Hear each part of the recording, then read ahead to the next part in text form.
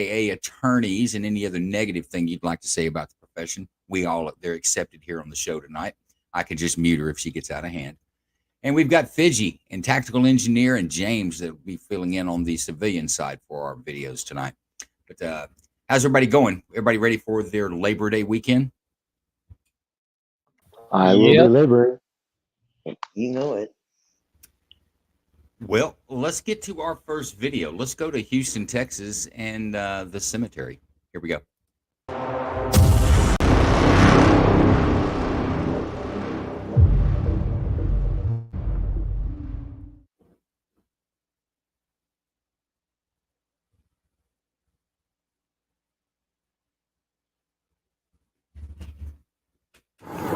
We're directly across from Station 2 in that pylon. They're going through the pylon. Is there an altercation? Yeah, they were. Hey, everyone break it up right now! Hey, break it up! All right, everyone break it up! No one's arguing no more. It's just an old man. All right. Because I don't want to. All right, stop. I need you back up. All right, hold on. What's going on? Don't stop. What's going on? Stop. What's going on? This is my nephew. Okay, what's going on? Sir, I need you to back up. What's going on? Don't stop. What's going on? Sir, I need you to back up. I understand. Can I talk to him? Listen. Stop. I need you to go over there. I need to talk to him. I'm the only one. What's going on? Please. You are interfering with us in our own conversation. Listen, what's going on? Are you Let not? me talk to you guys. Hold on. You Stop. too. Back up, please. I need you to go over But there. no, you're not going to understand the situation. unless This you is talk my to me. nephew. Okay. So talk to me. All right. I'm So talking to you right relax. now. No, talk to me. All right. What's going on? Nothing that you need The to man had a situation. Who had? Bill, you okay? I am okay. All right. All right. Now are you okay? I'm fine, No, man. you're not okay. You No, passed don't out stop. 2 Don't times. stop. Don't stop. John, don't want But I'm okay for All right. myself. Stop. Not fighting anymore. Hey, listen. All right, stop. Hold on, nobody stop. Hold on, nobody stop.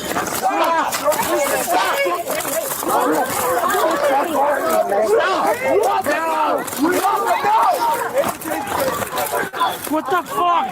Stop. Stop.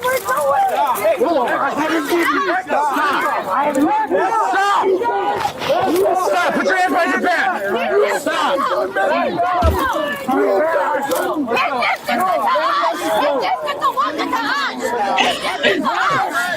Do not move. Give me your other hand.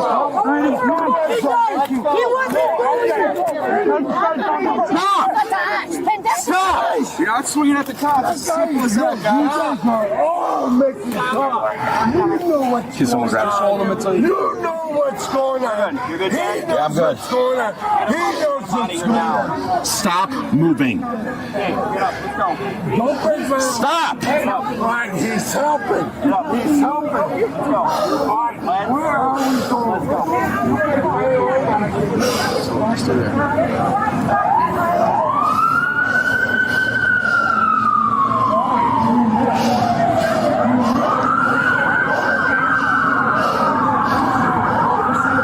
We're all good now. Everyone just calm down. All right. 19 are calling you. Yep. We have everyone separated, but still pretty Hey, Alejandro, I want him to get cuffed and then we can get him on his side so we can jack off him, okay? You're good.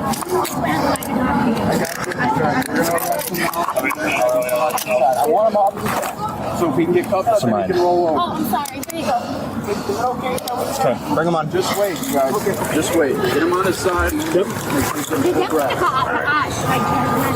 Get on your side. All right, sit up, Paul.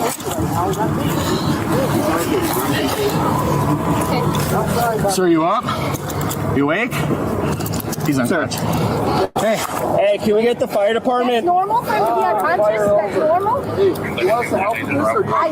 I want to answer my question. Hey, step off or you're getting arrested for resisting. I just want to Sir, wake up. question. Play him down, play him down, play him down. Come on. Answer my question. I got a pulse. Okay. Just get him put him in the recovery position. Let fire look at him. All right, put him on his left side. On his left side. He's just not. He's got a good core. He's not going through his body anymore. He stays in the back. Who's going to plan on the guy you originally called for? That fire was asking. Brad, let's get a monitor on him right away. Get a what? Monitor on him right away.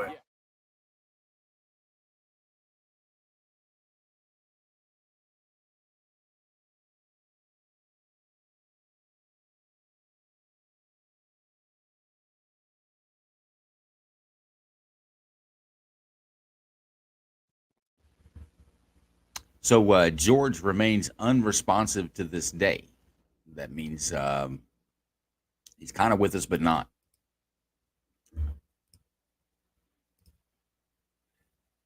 So, what do you think on that? Let's go to Lawyer Joe first. What do you think on that one? A bunch of drunk people in the cemetery. I had a hard time figuring out what that was going on.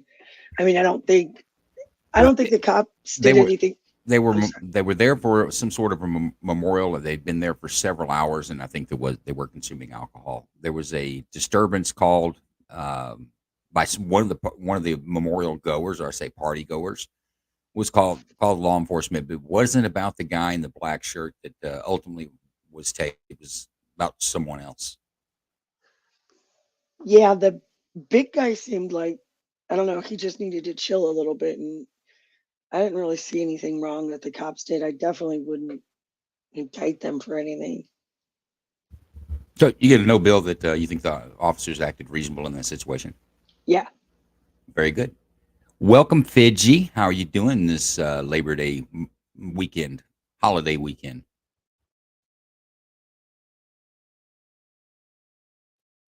Okay, let's go to Tactical Engineer. How are you doing, sir? I'm doing good. Yeah, from what I've seen, I didn't see anything that I would bill an officer for, so I'd say no bill. Very good. James, what do you think? I'm still unsure what the heck went on. What would you like to ask some questions, or should we just scratch our heads for a bit? Well, I don't know, so just pass me up. Okay. TC, what do you think, sir? I didn't see anything that was criminal or negligent, and so I'd say no bill. Fidji, are you back with us? Oh, I didn't hear that you called on me. I'm sorry, Joe. I did. It was like 20 minutes. The whole show. Yeah, you I was answering. probably It was laughing horrible. at the joke you made earlier. I would say they didn't really do anything, but they seemed, from what I could tell, it seemed like they kind of exacerbated the situation. You said the officers did? Yeah, I kind of felt like they did, if I understood the situation right. So they get called out there, they go out there, and there's this group of people. And they're kind of arguing, I guess, like loudly, and they're drunk. But the guy in the black shirt who ended up like in the bad position, he sounded like he was trying to talk to the other guy in some kind of, was he talking in another language? I couldn't quite make out what they were saying, so I'm assuming that's It could have been Spanish. Yeah, but the officers didn't kind of, at first they didn't give them like kind of a chance to talk or anything. They seemed kind of a little pushy about it, and I don't know that. I don't think they did anything wrong, but I don't think that they did anything to kind of calm the situation. Okay, so what would you do if you're sitting on a grand jury? You say you didn't calm it down, so I'm going to send you to a jury trial? No, I still give them a no bill. What do you think the officers should have done in that situation? I don't know. It seemed like they came over there yelling, and then things seemed to kind of exacerbate from there, and they should have I don't know. They should have been talking more calmly. I know this sound. I sound so bleeding heart. Let's go back. Let's go back and listen to But it. I'd I like don't. to have heard them talk a little bit more calmly whenever the two were kind of sounded Maybe, like they were arguing, but they were just maybe I talking missed another that. language. Let's watch that again. Stop right now! Hey, break it up! All right, everyone, break it up. No one's All right. no more. It's just an old man. All right. Because I don't want Hey, to. All right, stop. Get your back up. Get your All right, back. hold on. What's going on? Hey, don't stop. What's going on? Stop. Not Julio. What's Not going Julio. on? Not This is Julio. my nephew. Don't stop. Okay, Not what's Julio. going on? Sir, I need you to back up. Not What's Julio. going on? Don't stop. What's going on? Sir, I need you to back up. I understand. It's Listen, there. talk to him. Listen. Say that again, Fidgy. It's right in there. The cop doesn't stop, and he's like, "What's going on? What's going on? What's going on?" And that gets kind of stressful to me. So but the other guy the guy in the black shirt was trying to speak in another language to, is that his uncle or something? Right. Now, you got to remember there was a medical emergency. Fire department arrives. The disturbance kicks up into the park. They ask for law enforcement to come assist them because it's getting out of hand. The officer from the street saying, "Break it up," because they're yelling at each other over in this group. And as he gets closer, I think he actually calms down when the guy says, "They're not arguing anymore. They're just trying to work something out." And that's when he asks this guy 3 times, "Step back so I can figure out what's going on." But that's not what's happening. Yeah, I don't know. I'm more confused from the first time I watched it. It's kind of it's just kind of a tumultuous scene. How about that? You explained it well. It's just when you watch it, it's very chaotic. And in defense of law enforcement, that's situations like this. This is actually where most cops find themselves on the street in situations like this. Is they don't even know what's going on, and they walk into a scene where it looks like people are fighting, and then all of a sudden the two parties that look like they were fighting are now turning on the cops for being there. And you guys know I'm hard pressed to err on the side of not de-escalating, but like they're literally called into this because fire and rescue can't control it. And so had to be, that's why I looked at this and said no bill, because I just didn't see the cops in this situation doing anything wrong. And as much as I err on the side of de-escalation, there was clearly something medical going on, because big dude went down and stayed down. So there was something else that they needed to address. They were walking in one of these scenes. You can see it in the background. There, 2 people are walking someone who's like they're kind of carrying someone towards those lights. Yeah, I don't think they were there for the big guy that it was still unresponsive. That's not why they were called. I think they were called for the old man in the flannel. The best I could pick up on that. But we've got Nikki says there was no attempt to de-escalate, and Chris says, "Yeah, bum rushed the situation." Jason, do law enforcement have an obligation, legal obligation, to de-escalate? No. In fact, there's a lot of cases where de-escalation isn't even an opportunity.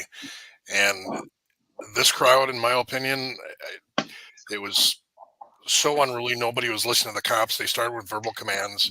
They were being ignored. I think he said in a very calm manner, "I need you to step back." I think he said that 3 times.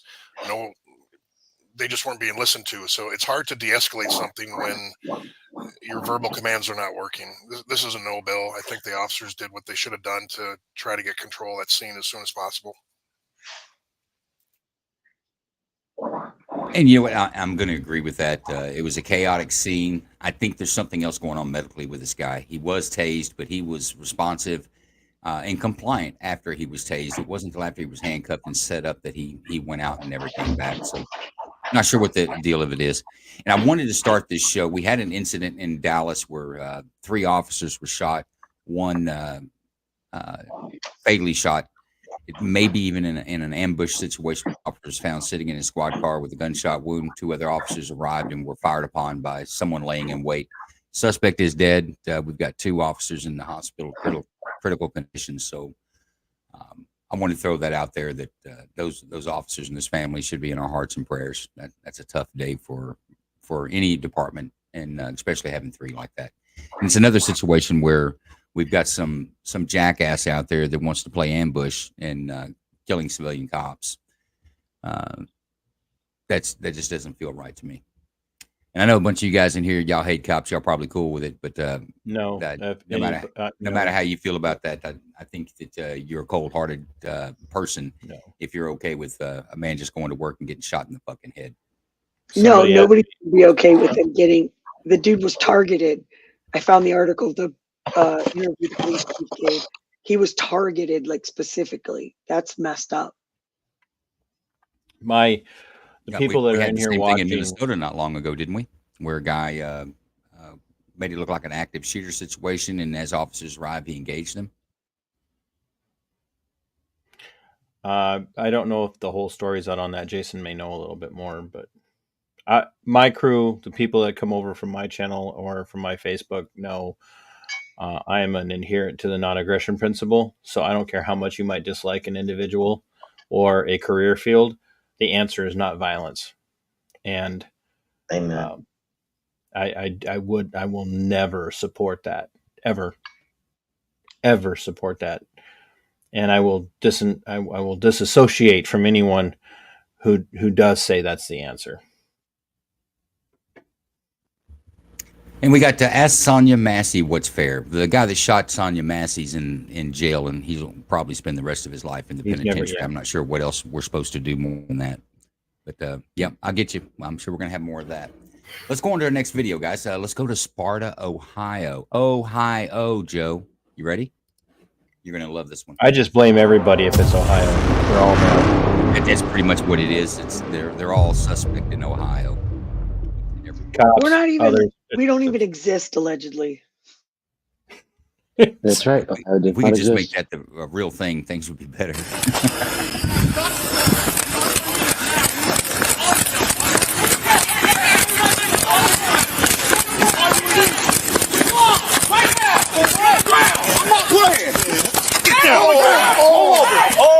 That's why you gotta comply. Why is my brother like that, bro? Because he's not complying. Oh, this is damn, bro. That's how y'all. We ain't do nothing. We live out here, bro. Bro, I live right there. Right there. How you gonna arrest me? What the fuck? Everyone's getting detained. Did anybody have eyes on the male that jumped the fence so he makes it to 19th, or is he bunkered down over here? Mom, what is going on? Hey, bro. No, there's a black male, white shirt, black jeans. Stuff is going on. Still at large. You good? And I guess 10 seconds ago, he ran northbound on Gridley from 19th. I don't know. Can you tell me why I'm being detained? I didn't even do anything. Yeah. Might have been right, yeah? Alright. I'm not sure. He looks a little tall. That female pointing over here. She's pointing. Looks like you went west to the backyard. Take your knees this way.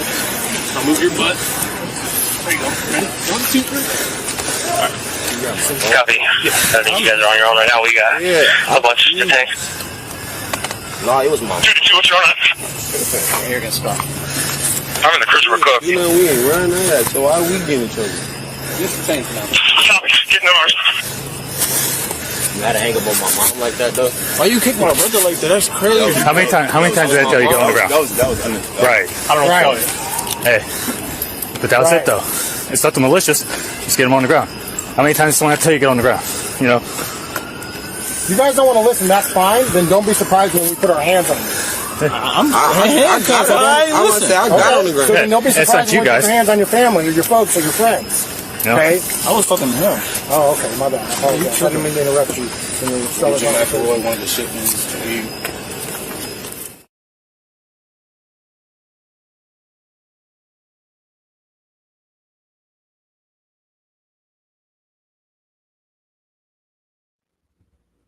That was Canton, not Sparta.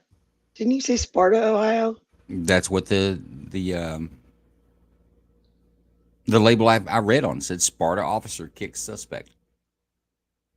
But is that the point you want to argue?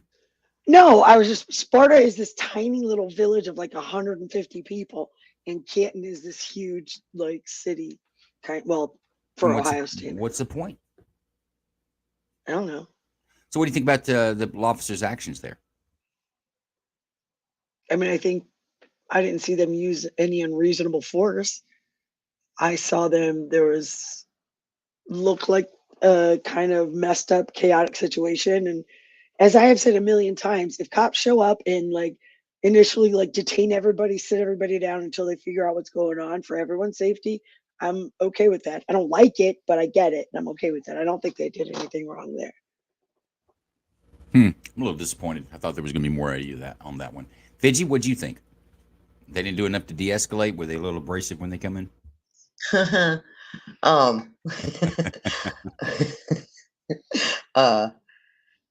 it's a little chaotic. It didn't have good optics.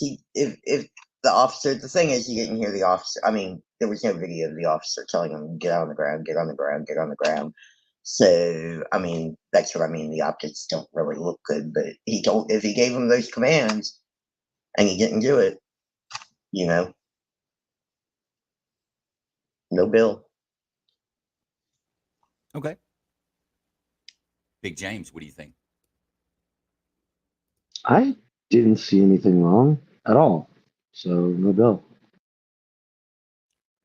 So, real quick, Joe, it said I just found the link to the video, and it said that the officer Sparta kicked him. Like, this is Sparta, and kicked him and can't. Okay, I'll buy that. I knew there was a Sparta, Ohio. I assumed it was a Sparta police officer. I didn't know he was out there reenacting Sparta. So I'll buy that. Tactical engineer, what do you think? I'm still a little bit unsure. Can you go back to the text? It was flashed way too quickly for me to actually read.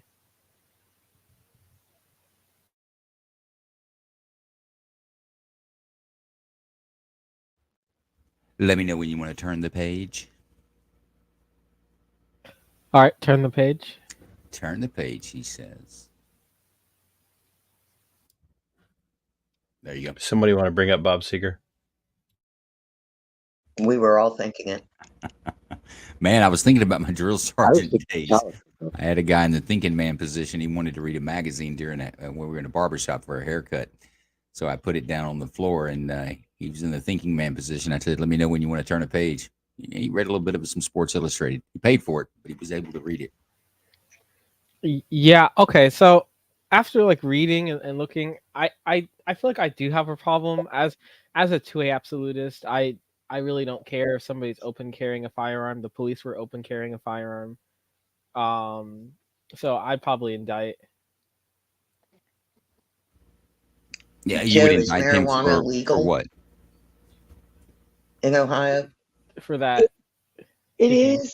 If you get it, we just legalized it. You have to get it from a Just get dispensary. hit by four fucking missiles. We're talking over each other. Lawyer Joe, is marijuana legal, or are there what's the restrictions on marijuana in Ohio? We just passed recreational, but you have to buy it from a licensed dispensary. You can't or you have to have a special permit to grow your own to a certain amount, but just carrying in big bags around is not legal as of now. So having guns and carrying around a backpack containing a large amount of marijuana and currency and scales, that's kind of condemning. That's intent to distribute right there. Right, and having a firearm with you isn't that pretty much illegal? Yeah, that's like a felony in the course of something like that. Yeah. There's a court that recently overturned a conviction saying that violates the Second Amendment because there is no text, history, or tradition of disarming people who are not currently intoxicated. So even if they are carrying, just like with alcohol, there would be a Second Amendment violation. No, I don't think so. Illegal. If you're carrying contraband, that would be contraband if you didn't get it from a dispensary. You're engaging in one illegal activity, and you've got a firearm which could be used to further that illegal activity. I think you're way off on that one. So you would indict this officer because these young men had the right to bear the arms in the manner they did. They had the right to have the marijuana in the manner that they did, and they had the right to resist law enforcement orders. I wouldn't say necessarily for the resisting, but I think that the Sparta kick was excessive, considering that he was already on his knees with his hands up. Yeah, I'm not sure about the Sparta kick. I kind of we'll wait to see what that happens. It looks like they're investigating that. But James, what do you think? So that's an indictment, right? Tactical. Yes, yeah. And then for the comments, the last cycle about violence never being okay, I would say I would challenge that with the example of my ancestors when it came to the freedom of liberation of Haiti. I think violence can be okay as a last resort. Yeah, shall not be infringed, as Brandon Mitchell said. So let me ask you guys this: the U2A absolutists, as if I'm not one, but where is this? Are there 2A rights being infringed when it comes to the use of force here? Did they come and say, "Hey, you've got guns," and then kick the guy? Is that what we're thinking? Well, the statement says that the officer observed someone carrying a firearm, and that just the observation that someone has a firearm does not justify the use of force.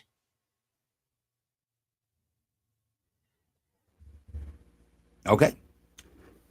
Jason, I'm sorry. Yeah, TC, go ahead.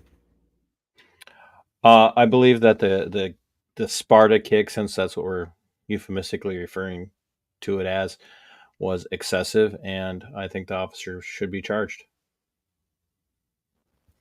Looks like it's under review. I wouldn't be surprised that he absolutely maybe violated a department policy on the minimum on that. But Jason, what do you think?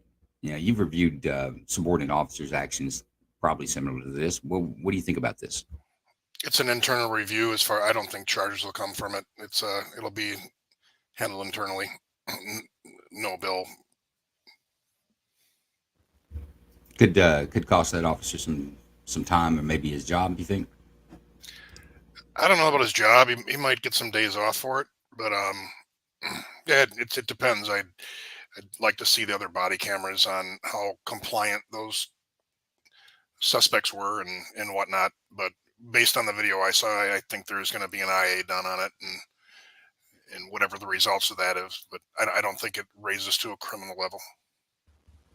I want to, and this is a legit question. This is not. I'm not asking to be provocative or to be a smartass, but if I did that to someone on the street, would I be charged?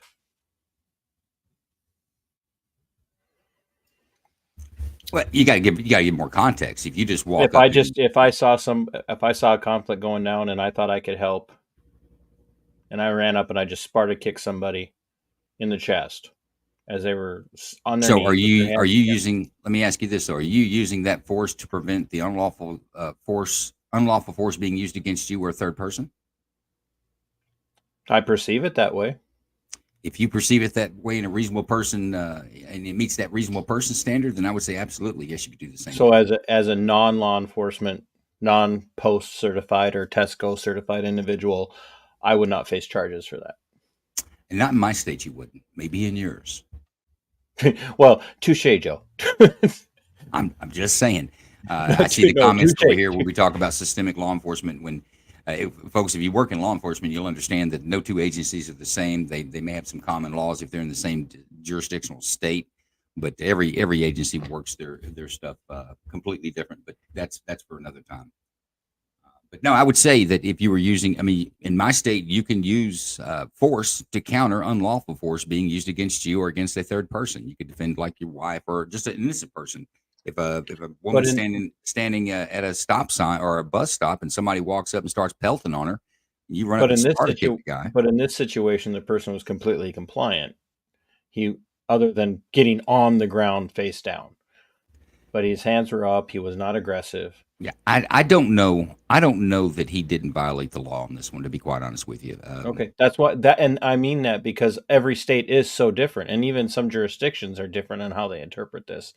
And I look at that and I'm like, okay, if I just saw somebody sitting on the road and I just walked up because I, felt like they'd done something that I didn't like and I did what that officer did in that situation, I would face charges. And that's what I'm trying to hold get up. Let me pause you there. If that officer did that because he didn't like something the person did, then absolutely that's unlawful, 100%. But if you put it in the context that he's law enforcement officers will enforce compliance. If I tell you get on the ground and you're not getting on the ground, I'm going to use force to make that happen. Now, whether a Sparta kick is something I'd be okay with, I depending on the situation, I don't know. I'm kind of with Jason on this. I think this would probably be handled internally versus it being charged out. Oh, and I agree. I do think it needs to be handled internally. But I do believe that there needs to be a level of, and I don't like to draw a distinction between civilians and law enforcement. Law enforcement are civilians, and I think that's something that we need to get back to, is seeing cops as civilians just like us. But right. In most cases, when it comes to the use of force, civilians have the same rights and authorities and permissions, if you will, to use force in the exact same situations that officers do. The difference that officers have is they have a duty to uphold the laws of their jurisdiction or state, and they have a duty not to retreat, whereas a civilian can back away and doesn't have to stay in that situation. But there's no difference. You're going to be held to the same standard if you use a gun for self-defense while you're inside your home or on the street, no matter where it is. You're going to be held at the same standard that a law enforcement officer is held to if he uses the same thing. Do you show me a statute where it distinguishes the two? Well, it's not an issue of whether or not it's a statute. It's an issue of whether or not there's practice or precedence in place. And I think Joe could speak to this. There's definitely a precedence of law enforcement being treated differently in these situations. Law enforcement is trained. You'll see that when you approach these, that they've already got to, when a civilian's involved in say deadly force, then you've got, they're telling the story, they're giving the emotional part of it, but police officers understand what's going to happen on this. These are the facts, and this is the reason I used it, and I had fear. They're already laying all that out. So I think it goes smoother with law enforcement because we understand what's happening when that trigger's pulled or that force is used. But and we can talk about jurisdictions. Like you can point out one, I'll point out one in my favor. You point out one, I'll point out another one in my favor. We can go down that road all day long. But I think in general, look at what the law says. The law says it's permissible for me to use exactly the same force in the exact same situations, with the exception of some arresting issues or powers or authorities that police officers have that civilians don't. Outside of that, you're going to be held to the same standard any force you use. Sparta kick, 44 Magnum, shotgun to the chest. You're going to be judged by the same standard that law enforcement officers are. But they've been trained. Theirs are usually cleaner. Usually. Hang on. If I shoot somebody breaks into my house and I shoot them, I better have my gun put down and I better have my hands where everybody can see them when the cops show up. If a cop shoots somebody, nobody takes their gun directly from them. Nobody detains them. So that's not true, Joe. We know that they get different.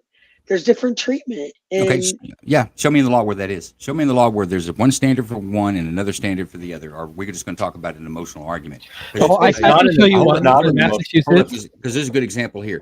Police know they won't get in trouble. The same guy that said to ask about Sonia Massey. Well, the guy that shot her's in jail, just like anybody else that would have done the same thing is in jail. Show me where police get away with it. Show me where they don't go. Show me where they don't go to a grand jury. Show me where they're not held to their actions for every round that comes out of their book. Show me where that is and what it is. You guys shush for a second, not Joe. You guys just.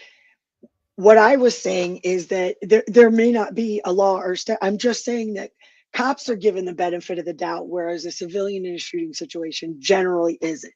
That's all I'm saying. I'm not saying the law differs. I'm just saying cops are given the benefit of the doubt when there's a shooting. Civilians are not given the benefit of the doubt. That was my whole point. That's being a police officer who's been through that, I promise you, I wasn't giving the benefit of the doubt.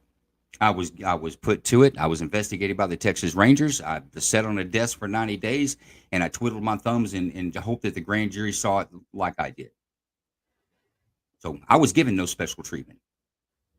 But in the movies they are, and on TV it is. So that's the truth. So I don't think that's fair though, Joe, because I think when you look, Minnesota has two cases, Philando Castile and Justine Damon were clear violations of the law, not just policy. They were clear violations of the law. and person's constitutional rights under deprivation of rights under the color of law. And the officers may have, one officer didn't even lose his job, let alone face charges. And the other officer, in the case of Justine Damon, lost his job, but didn't face charges. I tell you what, hold up. I'm not speaking, I think you're saying adversely of you. I'm making point of your comments. No, I'm talking about the Jugalassis or whatever this name is. I'm not trying to be avid or I'm not trying to be an antagonist towards you, but you're making some of these comments in I'm going to respond to those. So if you don't want me to say anything, don't respond. And I'm not trying to be an asshole to you, but that's the way it is. All cops aren't the same, just like all people aren't the same. I was a law enforcement officer for 12 years in Texas, and I promise you it's 100% different wherever you live. And it's different where I live. You pay attention, people will see this. We work in jurisdictions. There's not one national law enforcement force. We're not all held to the same standards. We have different policies. We have different laws that we enforce. Depending if you're in a city, you have different ordinances to enforce. You go outside in the county, you don't enforce those ordinances. And I've never seen a police officer enforce something that wasn't a law. And that's kind of where I'm going to end it. We need to get back to the videos. But if you're going to call me out, I'll call you out.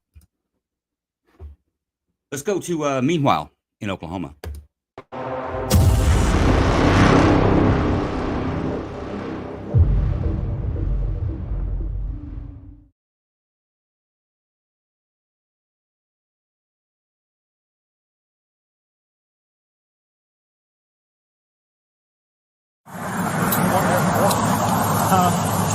These are the backseat passengers. I think we'll have to there's a female sitting in the front.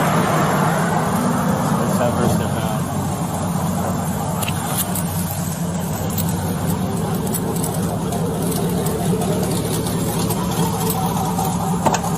Hey, George. Hey, step on that for me. I'm not fucking going. I'm not going. Hey, good.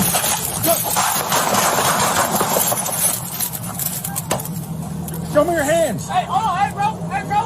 Hey. What? Show me your hands. Get up here.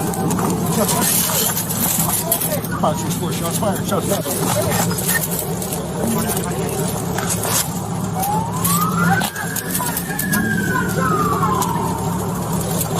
Are all you guys okay? No. Who got shot? No, I don't think anybody got shot. Okay. Just get her away from here for a second, bro. Hey, you guys sit tight. Sit tight. Sit tight. What the fuck happened? He pulled the gun on us. I got that.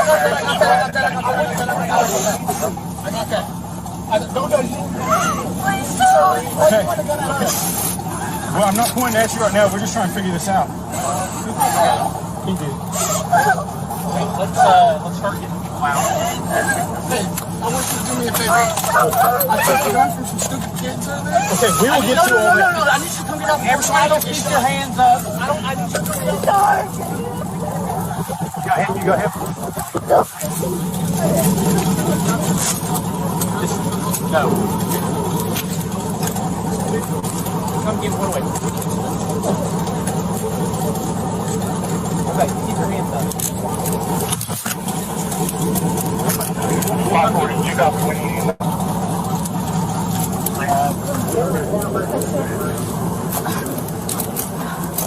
Oh, God! You got anything on you? What is it? My phone, on that pocket.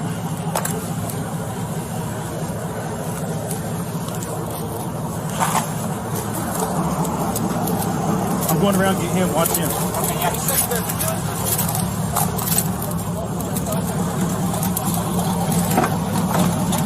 If you move, I'm not you understand moving. we're going to go with this? I'm not moving. It's not on me, sir. But I'm going to. You don't have to be forceful. Okay, I'm not being forceful. I'm working with you. I'm working with you. Okay. I was moving slow. We will get, brother. I got you. I'm not I'm going to handcuff you like this. I got you.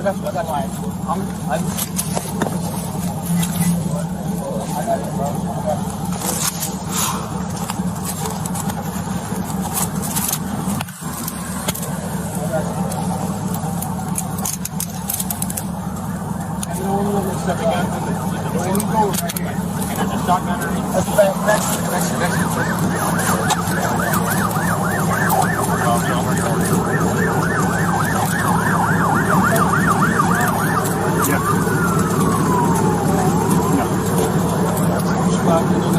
I can't tell you, brother.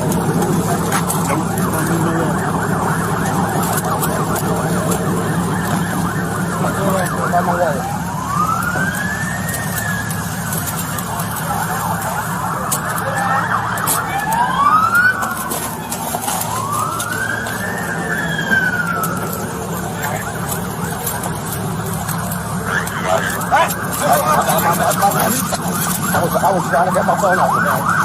My bad. I'm sorry, y'all. I have no idea about what the fuck is going on. I don't have this in my mind. Nothing else, sir. Like,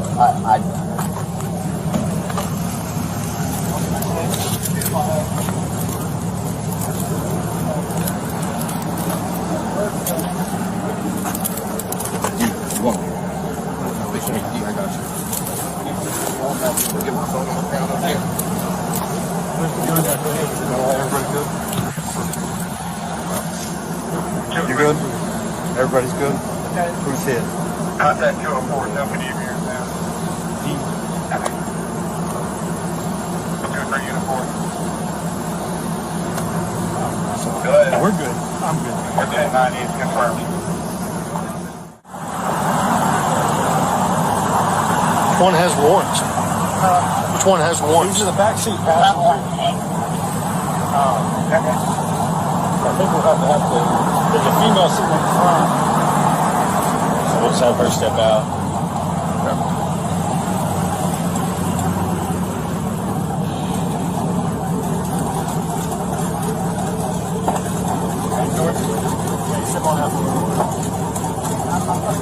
Oh, my goodness!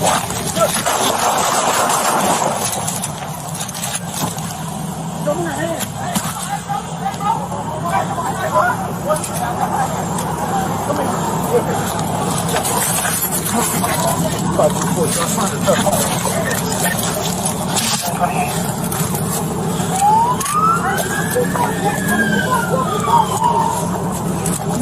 Are all you guys okay? Who got shot? I don't think he got shot.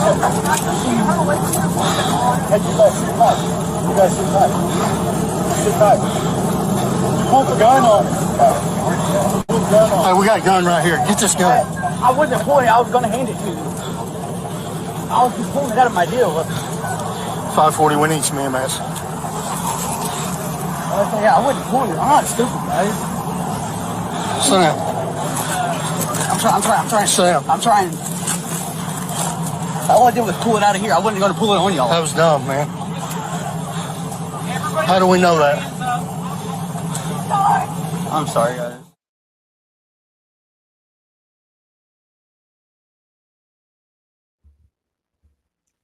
Fidgy, let's go to you. What do you think about that? Oklahoma style. Can you go back to like the second page of that? It goes so fast. Is that the one you want? Yeah. We got Roger Baker. Welcome, Roger. Damn it. Do I need to pause it for you? All right, I'm going to pause it on the second page. Tell me when to turn. Yeah, you got to go. Yeah, pause.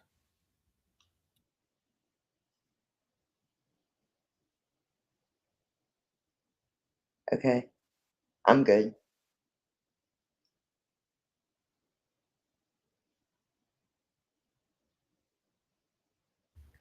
Okay. You ready to give us Yeah, you can go an to opinion on someone that? else. Actually, I'd like to hear Jason's opinion on that if you're not trying to keep him till last. Okay, well, let's go to Jason then. Fidgy won't give an answer. She's sitting on a grand jury. She just doesn't tell people her opinion. Yeah. I'm still reading. Come back to me. Yeah, guys, I might have messed up on the editing on that. I don't think I expanded it to. I usually try to keep it around 20 seconds a page. And I was rushing through it today to get it done. And yeah, no, Roger, I'm not a speed reader at all. I'll pause it.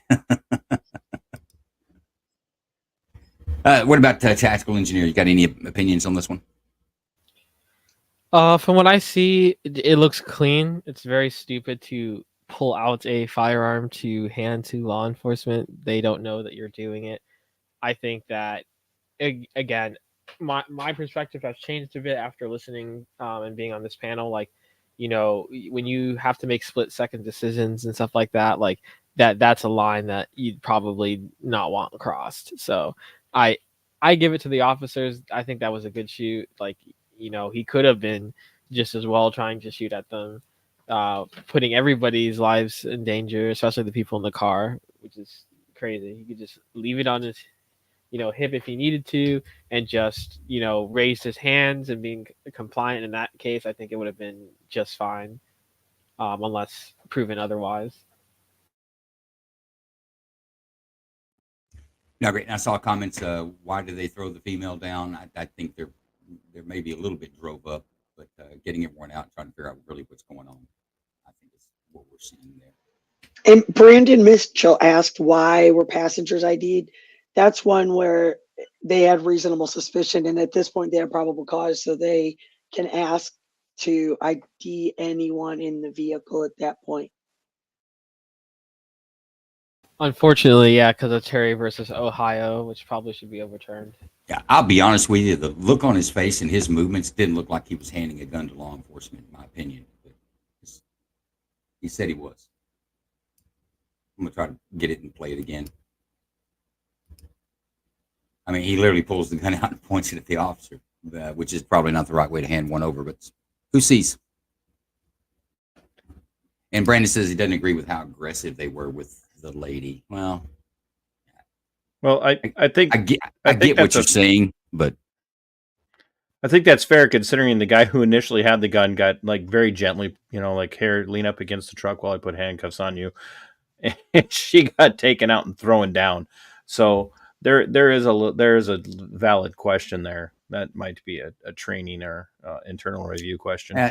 With two different officers, and depending on where you sit, depending on what you see, I think. But I wouldn't. I don't have a big issue with the way the officer handled her. Now, once everything's calmed down and everything is all action is done, officers have to switch. They have to switch from aggressive mode to officer friendly mode, in my opinion. And some officers have trouble doing that. But James, what do you think about this? Yeah, I remember being a relatively new gun owner and getting pulled over for the first time, and being super nervous about it and not knowing exactly how to handle that situation. So it could have been something like that, but like you said, I didn't necessarily see that out of the dude's demeanor. I'd no bill this.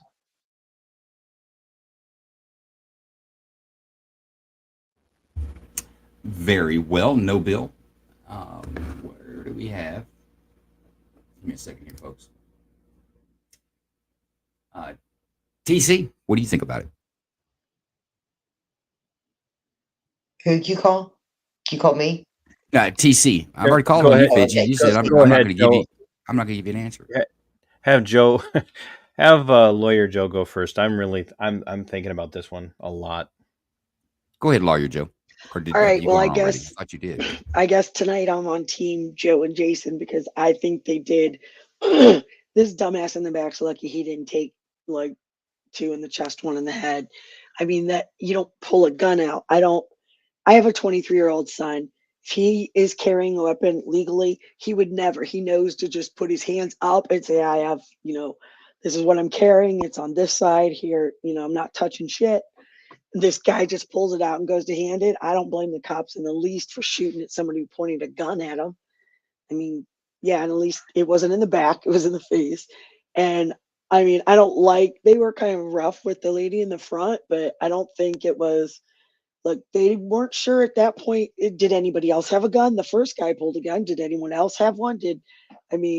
I can't blame them for being a little bit cautious and suspicious and just, let's get everybody out and sat down so we know who the hell's doing what. So I think they did fine here. No bill for anybody. Okay. Jason or TC, you ready to talk about it? And Brandon, I Yeah, think you're talking to me when Brandon says you back the blue. I back the law, Brandon. I don't back the blue. Everything's law. I If you listen to me, that's what you'll learn about me. I hold no admiration or loyalty just because someone wears a badge in a gun. You follow the law. You're a law enforcement officer. You have a higher standard. You should do that. But your opinion is your opinion. Go ahead, TC. Yeah, see, so what I was struggling with there was the looking at it from the perspective of on scene versus hindsight, and that's where I struggle the most with our Friday night shows. I'm saying we saw one guy with a gun, how many other people were in harm's way, and that's where I was struggling. It was really hard for me because a lot of people were downrange, so to speak, in this situation. And you're rubber banding.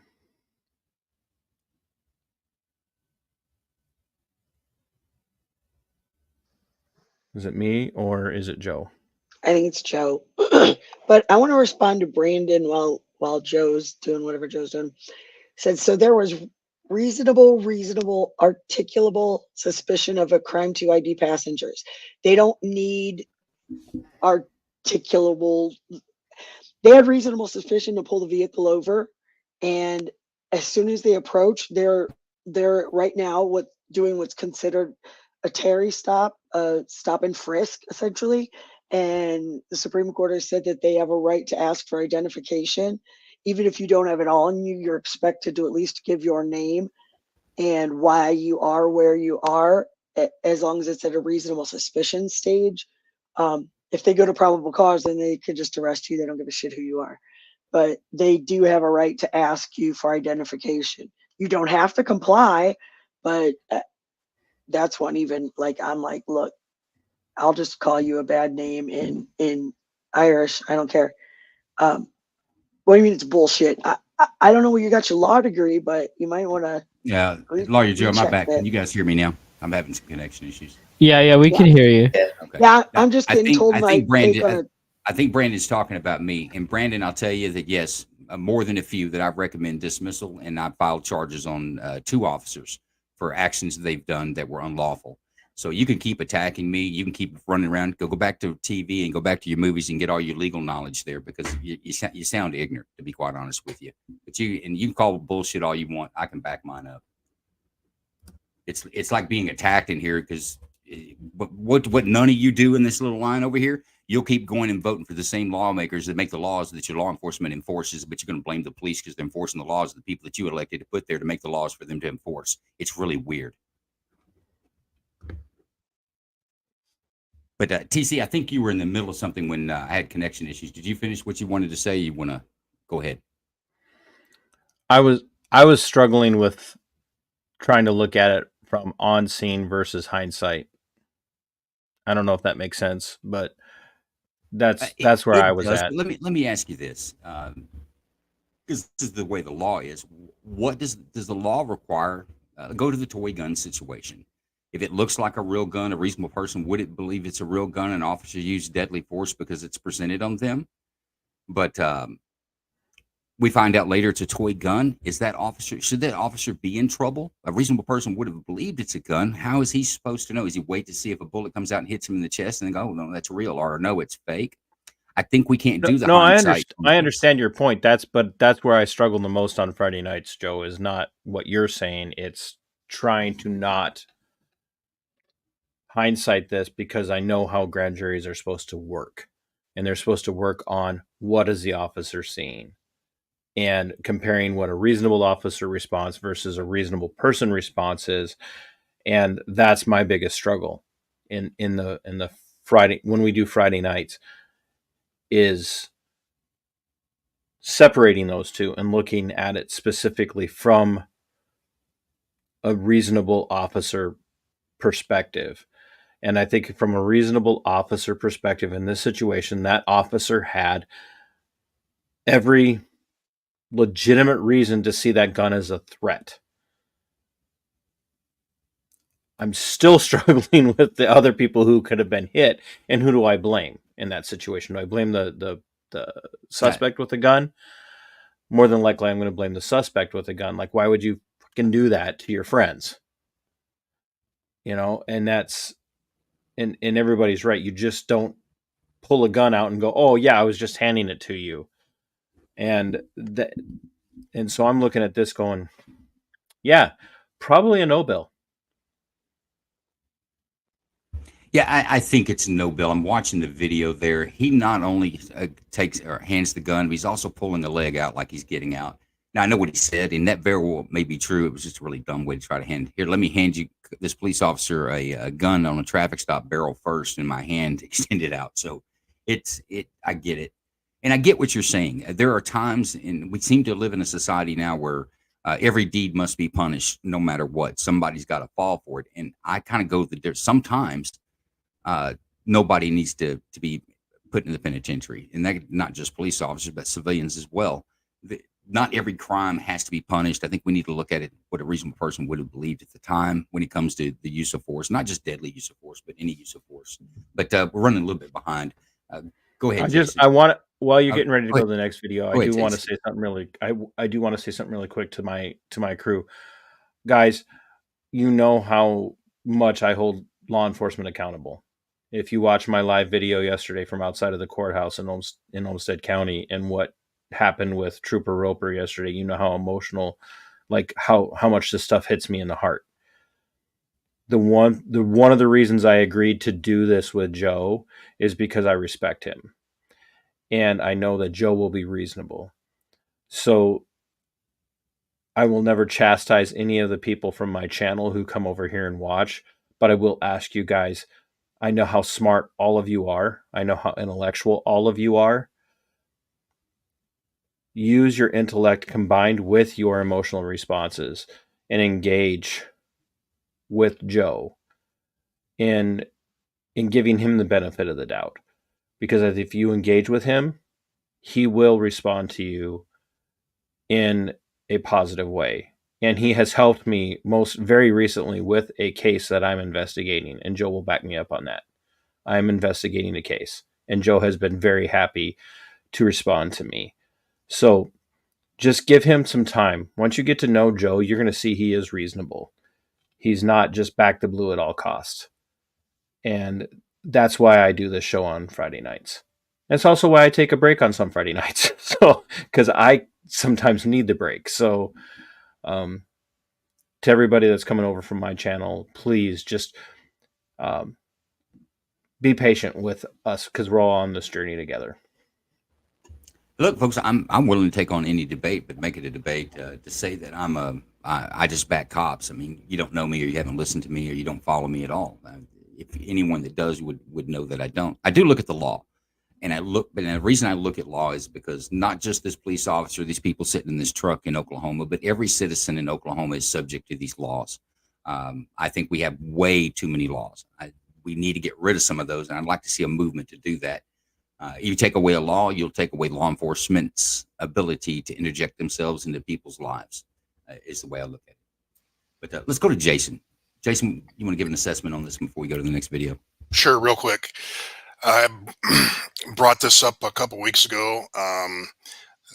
This is an action-reaction moment where an officer sees a gun and the gun is in his hand. That gun is 2 feet away from him. That officer is at a complete disadvantage to walk away from that scene. This is a no bill, in my opinion. And as far as, that guy, who in their right mind does that? I mean, all he had to do is put his hands up and say, I have a gun, and he lives, or he doesn't get shot. But as far as taking everybody out of the truck in the manner that they did, I'll go back to, you got to control that scene. One gun was presented. In my mind, how many more guns are in here? And until that scene's secured and those people are in handcuffs, once that's done, then we can all calm down. Now everybody's safe. Now we can investigate what the hell's going on here. But Jugs, I just want to, cops aren't subject to laws. Come up to Hennepin County and it's gotten bad. They're beyond subject to laws. So I'll leave her there. Hey, Daniel, this is a live stream. I'm the host. I'm having some, I guess, internet difficulties, so that may be affecting the chat. I'm trying to work it out, but no, this is live, and I do see your post here. Thanks, Jason. I say it's a no bill. I don't see a whole lot going on with it. If you go with the standard of what all the officers on the scene, and how they made their decisions with the information available to them at the time, I just don't have a big problem with this. I say absolutely no bill. Let's go to Los Angeles, burglary in progress.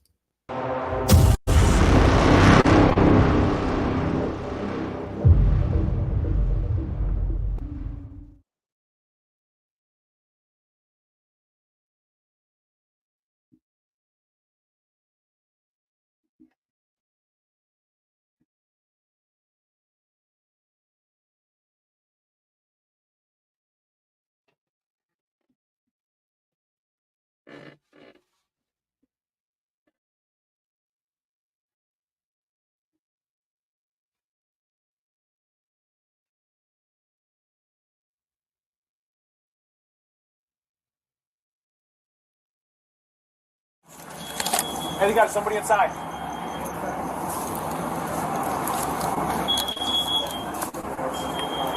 Okay.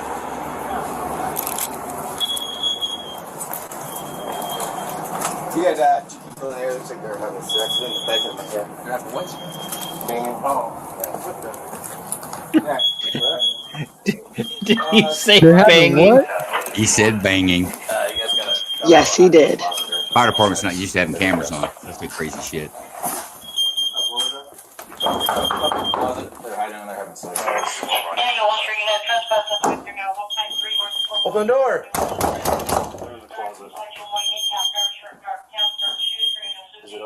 No. Cop heard banging. The firefighters saying sax. The cops thinking gun. Man, I bet he knew what they were saying. Yeah, they're here. So police department, open the door.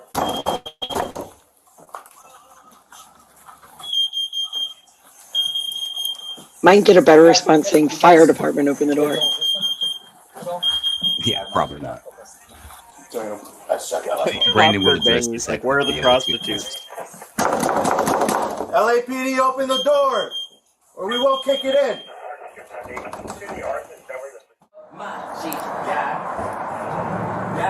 Hey, this is the LAPD. Let's go. You need to come outside. Hurry up. You need to come out. Let's go. Hey, we have a police.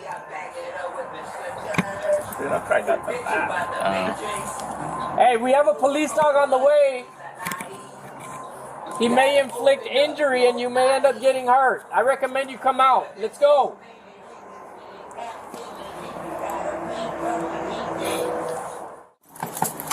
Hey, boss, what's your name? Want some light over your thing? Yeah, give me some light. Hey, boss, what's your name? Pop that screen. I'm here to encourage you, brothers and sisters, trying to paint for you a better picture. Everything I see, I back it up with the scripture.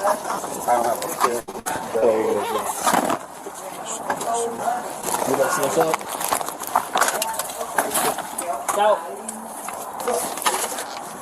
Is this the theme for tonight? Trying to figure out what the hell is going on in these videos. Hey, Sergeant B, advising my house. This one's right here. That's absolutely a theme. Hey, boss. He's not gonna talk, huh? I don't see him. Unless I stick my head in there. No, So is this a third different place? Stand behind cover there. Yes. It's more concealed than cover, right? No. No. Start this. You guys hear me? Roger. Unit to the front door. We copy you. Just, is he going to be walking outside? Or you guys giving him commands? We're trying to talk to him now. Trying to talk now. What's your name, buddy? What's your name? We'll give you guys an update. Well, stand up for me. I gotta thank God for being a chosen seed of Israel. Country singer. Tribulation of the saints What's your name, boss? of Yah. I got you. Advise them that I'm making entry. Do not move, sir. Do not move. Do not move. Stand your ass up. Face away from me. Let's go. Now. Stand up. Stand up. Stand up. Stand your ass up. Stand up. Recording?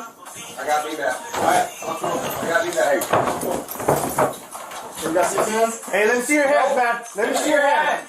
I'm happy. Put your hands up. I'm naked. I don't care. Stand up. I'm naked. I don't care. I'm naked. I have my woman with me. Put your hands I up. have my woman with me. Hey, just show us that you don't have anything in your hands. Put your hands up. Step on the bed. What's up? Step on the bed. Yep. Step on the bed. Step on the bed. Go that way. Go that way. I don't have anything. I don't care. Show me your Stand hands. up. I don't have anything. Show me your hands. I don't have anything. Get your hands up now. Stand up. Now. I don't have anything. Step on the bed. I don't have anything. Hey, we're gonna come grab you if you don't show us your hands. Bro, I don't have anything. I don't care. Stand Get your up. hands up. Bro, I don't have Get anything, your hands bro. up right now. Hey, bro. Hey, bro. What are you doing, Get bro? off the bed. Come on. Come on out. You don't got a choice. Bro. Get your hands up. Bro. Okay, move that. Step off me. I'll move that chair out the way. I got you recording. Dude, just get your hands up. I don't have anything. I have Hey, my if you phone. move, we will shoot. I don't have Move the anything. chair out the way. Move the dress. Move the dress. I don't have anything. Got the 40. Go that way. Move the dress. I got eyes. Got eyes? I can't see it right in. Only Okay. eyes. Oh, that's the other way. Somebody cover down on him. I got him. Alrighty. Hey, man, just show us your hands, man. That's all I need to see right now. Stop. Stop. Yep. Show us your hands, man. Hey, bro. His hands are Show us clear. your hands. Go ahead and grab his hand. Stand up. Two of you guys go through up. Go ahead and grab him. Hey, don't do anything stupid. Keep your hands in. Don't move.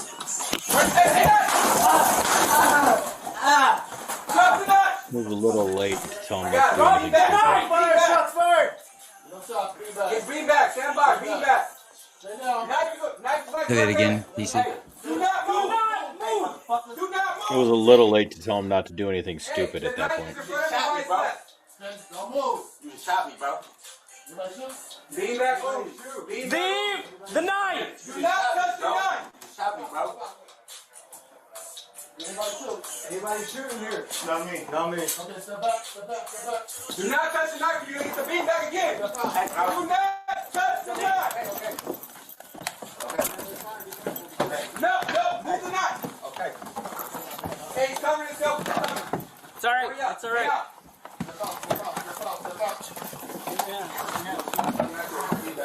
Coming out. Step up. Everybody out? Okay, go back to the front. Is everybody out? Everybody's out. You good? You guys good? You guys good? Everybody Look at that. We have agreement. Stop him, but obviously make sure you knock him down. He dropped his phone. Did they beanbag him or did they shoot him? They beanbagged him, right? Yes. Sir. Come on towards me. It looked like beanbag, but Come to me, please. Come on over here. We're gonna get you some help. Come Yeah, on over no, I here. didn't see. I heard them saying Come this he was way. beanbagged. No one's gonna hurt you. Bag you Come again over or here. beanbag you again. There you go. It didn't sound Show me like a your hands, regular, please. like, I gunfire. just want to make sure there's nothing in your hands and come this way.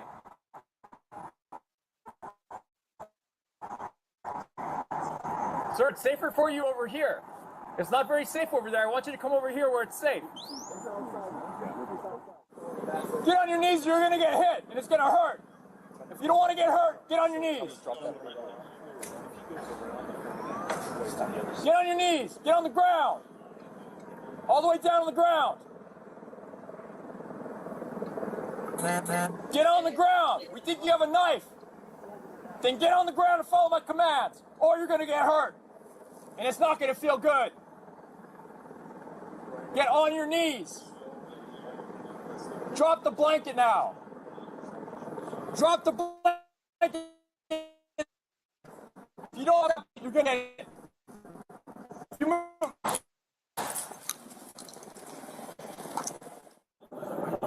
Drop the blanket now.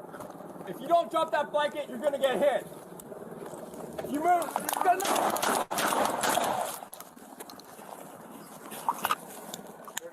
drop the blanket now. If you don't drop that blanket, you're gonna get hit. If you move,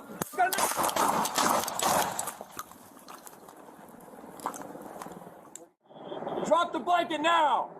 If you don't drop that blanket, you're gonna get hit. If you move, Damn, we got shot in 280p. drop the blanket now. Drop the blanket now. If you don't drop that blanket, Okay, you're I thought it gonna was get hit. just me, so it is them. If you move, he's got a knife.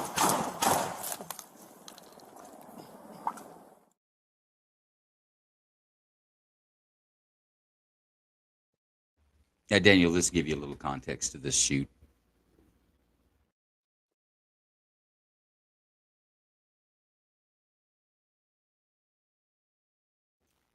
While we're reading this, I want to go back to a question that Brandon had. It was actually, I think, a very good question. Do you think police need to be indemnified like Trump wants to do? Just a question, not a jab, and I appreciate that. I think qualified immunity in the sense when it comes to liability, I think is good, and I think officers deserve that. But what that doesn't mean that they are immune to any criminal prosecution. That's not what qualified immunity or being indemnified would mean. Actually, let me go back up and say I think the feds don't need to do it. The president and Congress can only do it on a federal level. I think that's a state by state jurisdiction. Let the people in those jurisdictions decide how they want to handle their officers. But if you go back to Garner versus Tennessee, there was laws in that state, in many states at the time, that officers could use deadly force to stop a felon fleeing from a fresh crime. There was a gentleman named Garner who was caught coming out of a house with a television in the late 60s. I think how small the television had to be. Runs when officers show up to a burglary in progress. He jumps over the back fence in an alley. Officer follows. Garner runs down the alley. Officer pulls his weapon, shoots him, strikes him in the back of the head, and kills him. Completely lawful at the time. This officer was following his police department policies. He was in compliance with the state laws at the time, but that was ultimately found to be unconstitutional because the bullet seized him and denied him his due process once he was struck with the round. Unlawful seizure is what it was declared, and it changed the way laws were in law enforcement at that time. There was a big move in the 70s on law enforcement reform. So if that officer, if he didn't have qualified immunity, after the fact, they find out that the department policies are unconstitutional, the state law is unconstitutional. What's this poor officer? He's doing what he was trained to do. He's doing what his policy says he's supposed to do. And we're going to hold him where he loses his home. He loses financially. He suffers from that. If you're going to sue somebody, you sue him with the big pockets. I don't believe in qualified immunity for agencies. Or any other government agency. The agencies, if you've got policies that are against the Constitution, they're found unconstitutional, then that agency should reach down in their pockets and pay for that, not the individual officer. And that is how I feel about it. Let me advance this. I think this is the last page. But this guy we saw there at the very beginning of the video was cameras from inside the house. He broke into an elderly lady's house. She fled. I don't think officers knew about that. They come there with the fire department because of the fire, and that's where they find this guy. This guy was a burglar, probably had some mental issues, it appeared, but that's where it was. And he had a knife under the blanket when he come up with it, and I'll roll that back, and it's only a split second that you can see it, and we'll go back to that. But James, what do you think about this shoot? I'm going to be simple. No bill. Seemed pretty clear. Oh, I'm sorry, there was another one.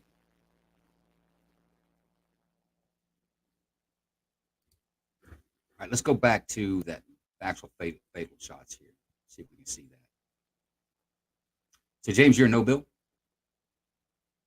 Yep, no bill. What do you think about it, Pidgey? Was that the same guy in the bedroom?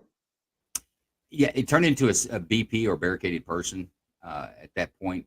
And you see it started at night. Now it's early morning. This is the SWAT team that's arrived, and they've talked him out of the house at the last scene. Okay, gotcha.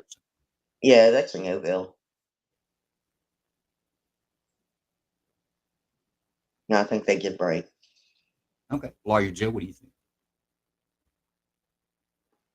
Yeah, no, Bill. I'm impressed they used beanbags first. Like when he was kind of cornered in the room. I'm still trying to figure out who was having sex in the closet, and then what I'm confused about this whole chain of events. The fire department was confused. They assumed someone was in there having sex and wouldn't unlock the door when they're clearing the house after the fire. Oh, but that was that guy.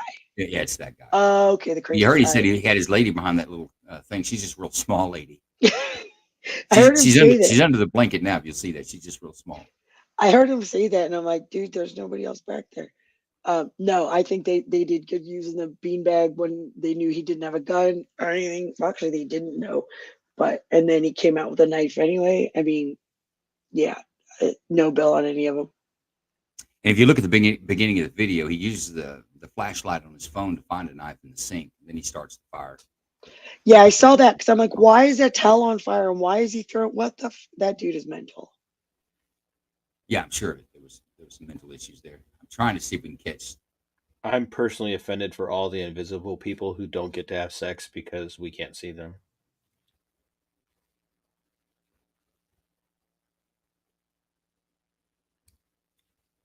I believe if you look in there at the bottom or about midway through on the red towel, they've got it blurred out, but I think you can see the flash of the knife in his right hand where I've got the screen frozen.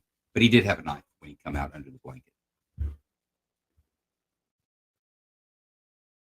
And Daniel says, the dude was stealing a TV is still dead when a nonviolent crime warrants immediate death penalty. No, you're right. And the Supreme Court ruled in that manner. I use that as an example is that the officer complied with his department policies. He complied with, he was within the state law at the time. If anybody's wrong, it's the lawmakers once again. It's the agency that put it in their policies so that he could do it. If you're going to sue someone, if someone should be liable for that action, it should be the people that train the officer, the people that paid the officer, and the people that put the law in place, directing the officer to take that set action. So that's what I mean by that. And the Supreme Court ruled exactly what you're saying, not just with a theft.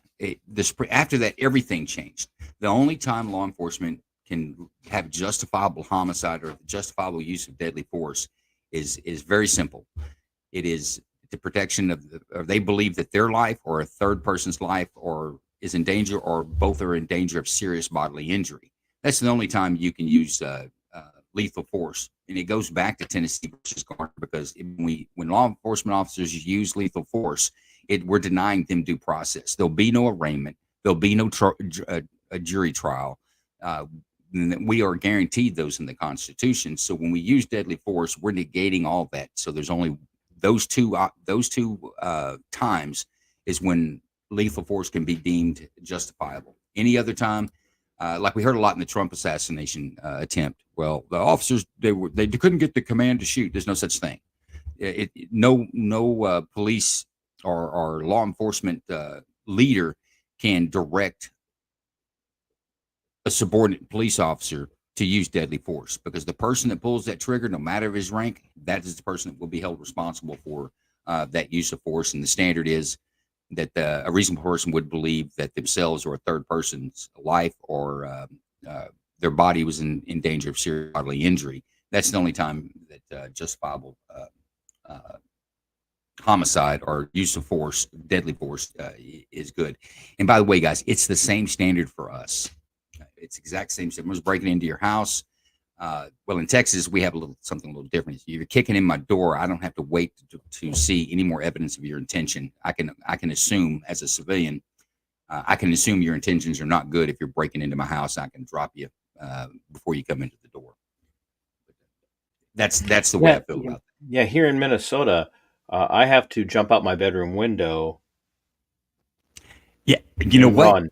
I've been talking to Shane about that, and y'all have a duty to retreat. You got to run away. We literally have to run away. Like you have to be to a point where you have no egress. You have no egress. like what? I'd like to again be thankful for Ohio that we have similar to Texas and the whole You break into my house, I'm gonna shoot you. I don't have a duty to retreat. We have castle doctrine and stand your ground. That's y'all are crazy up there. In Even Texas, Massachusetts has castle, which is insane. really, you just don't have any firearms to defend your castle, right? You got to do it with rocks and sticks. Oh, just the approved by the redcoats. Can I interject on this conversation real quick? Yeah, you jump in, Jason. So the problem with what the duty to retreat, here's Minnesota's problem. They make laws that contradict other laws. That's right. Our state is confused, and the cops are confused. Yes. And it's just a mess right now for trying to enforce laws, because you have one law that says you can do this, but then you have another law that says, no, you violated the law. And I'll go back to that. We got too many goddamn laws. And Yes. to piggyback on Joe's comment, it's the priorities of life. And this is how law enforcement, I think, is built on and should stay built on, to when to use deadly force, is how do you prioritize somebody's life. And in a high stress moment, much like this here, you have the innocent, you have the bystanders, you have the officers third, and then you have the suspect fourth. So that's kind of the guideline that we teach cops, this priority of lives. And if you can't articulate why you shot, you're going to be held accountable for it if you violated that priorities of life kind of code. I'll just comment on this one.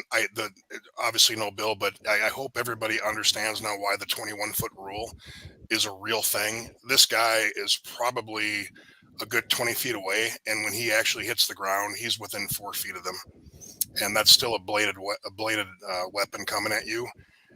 If they didn't shoot when they did, one of those cops would probably take a knife. Yeah, and we had a video. I don't know if it was last week or week before that showed where the gentleman showed up to the police station, said he was going to hurt the girl, and the officer comes out to meet him. The officer couldn't even get out, drop the knife before the guy was on top of him. That was like 2 months ago.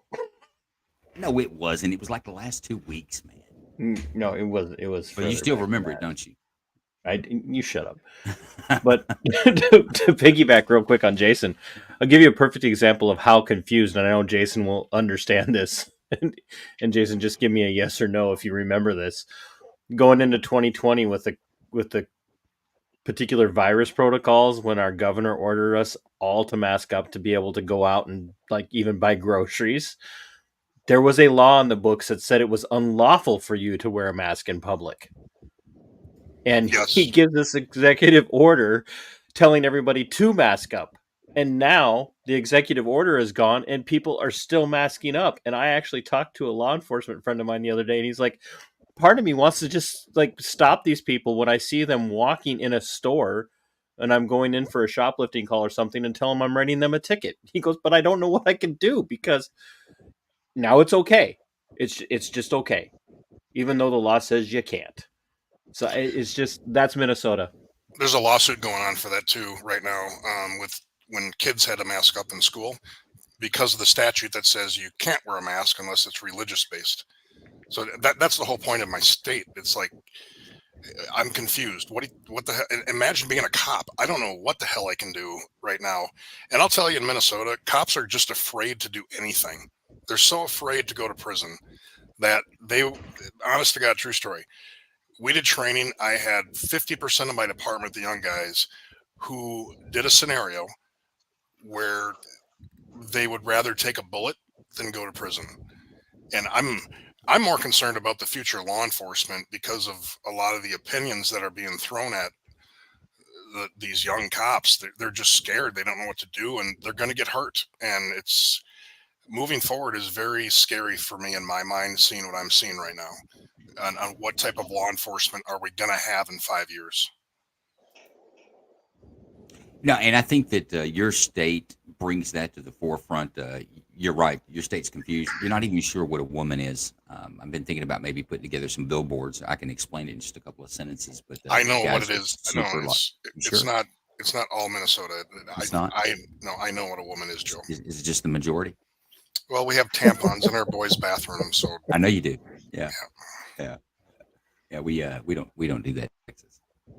But Brandon says he wants to know what Joe's opinion is on the Acorn Cop. Acorn Cop shouldn't be a cop. You know what? That's a good example. There is. I was a soldier and a cop, and as a soldier, absolutely, I got a whole fire team for suppressive fire, and I'll put bullets all around where you're at. Just keep your head down so I can maneuver upon you. But that's a different game. At law enforcement, there's no such thing as suppressive fire. There may be some rare situations in a full-blown shootout where you can kind of maybe do that, but that officer, Acorn, hits the ground. Okay, let's say the Acorn startled him. He believed it to be something that was a threat to him. He never identified it. He's just putting bullets through cars. So, yeah, Acorn Cop was in the wrong profession, in my opinion, and I'm not sure if he had any legal issues, but he probably should have, in my opinion. Jason, you know any more about that? Or you have anything to say about Acorn Cop? Was he a Minnesota cop? You shut up. You know he wasn't. I'm going to punch you in the throat. Look, I'm just trying to make sure he was confused, so it seemed to fit the narrative. No, but Minnesota, we did have a cop that shot a gal because of a loud noise on the trunk. Justine Gaiman. Kind of the same thing. And ironically, that cop didn't pass FTO about 3-4 times, and it's anyway. Do you think that is? I know. When I was going through FTO, we washed out. You could wash out real fast. There's no guarantee when you went into the FTO program that you were going to come out of it with a job. But have they relaxed that because of having problems recruiting? No, I think that was that was a DEI hire. Thank you. That was the word I was looking for. And Daniel, if cops, but he was a white guy. Did he identify as a girl or something? No, he was not white. No, we will not. No, for the sake of Jason, we will not go any further. No, Acorn Cop was in the wrong profession, and look, I get fear.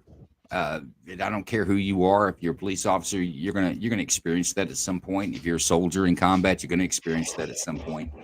But you got to have the steel about you, and I just don't think these jobs are for everyone. But you got to have the steel about you to press that down and make quick decisions and hope those decisions are the correct. I don't know. You guys are so. When I was FTOing, I got handed the worst case scenarios. A good buddy of mine was also our training and compliance sergeant, and he would call me up. He was like, "I need you to come over to my office on your lunch break." I'm like, "Why?" He goes, "I got to talk to you." And I'm like, "Oh boy." Inevitably, I'd get by the way, we got this guy going through academy right now. We're observing him. He's going to be a problem. You're going to be his FTO. I'm like, for the love of all the fucking holy. Why? Well, he's either going to make it or you're going to weed him out. That was the worst feeling in the world. Oh, I hated that. I was glad to get rid of the ones we needed to get rid of, but man, I hated that. You know what? I never had a problem with that. I was never an FTO, a traditional FTO. I was certified as an FTO, but I only did it to people that were coming into the short FTO requirement we had moving into the narcotics task force that I was in. But so I've never actually been an FTO, but I've never had a problem. Somebody watched an FTO. I think that's a good thing. It should be difficult to get through that process, in my opinion. Yeah, but you know how it just made it was like so stressful. I'm looking at other people; they got these easy get along to go along types that'll do whatever you tell them to do, and I'd have to tell somebody, "No, you can't do that," and we'd have to argue about it for 45 minutes. I had a guy slap my hand one time when I tried to take over an emergency board. He slapped my hand, and then when I told him he was out of line and was writing him up, he tried to get me fired. Okay. Oh, so you're saying the opposite, like it's crazy that they even send them your way when they should just say nah. Yeah, if you know they're that bad, but like what Joe and Jason were saying, that's the nature these days. It is. I will give credit where it is due. It is very difficult to recruit people. You get two types of people right now. You got people who have no idea what they're getting into with law enforcement, and you've got other people that are getting into it because it seems like it's a easy way to have a lifelong career, and those. Then you got to figure out which ones are actually going to be good out of all of that, and it is very difficult. Now, it's been a few years since I was a police officer, but our FTO program was designed to wash them out. Now, if someone got bad marks in 1 week, that doesn't mean they're out. But kind of like in Ranger School, you get a major minus. It's going to take 3 major pluses to overcome that. So just because you make it through the FTO, in my agency, the sheriff had the final say, and he would go through each week's training records on the FTO. He'd take recommendations from all the FTOs and make a decision. So it wasn't even mine, and I had no issues on FTO. It wasn't a foregone conclusion that you were going to continue your employment with the sheriff's office once you completed the FTO. There was a decision, and it was evaluated off of your training, your evaluations weekly.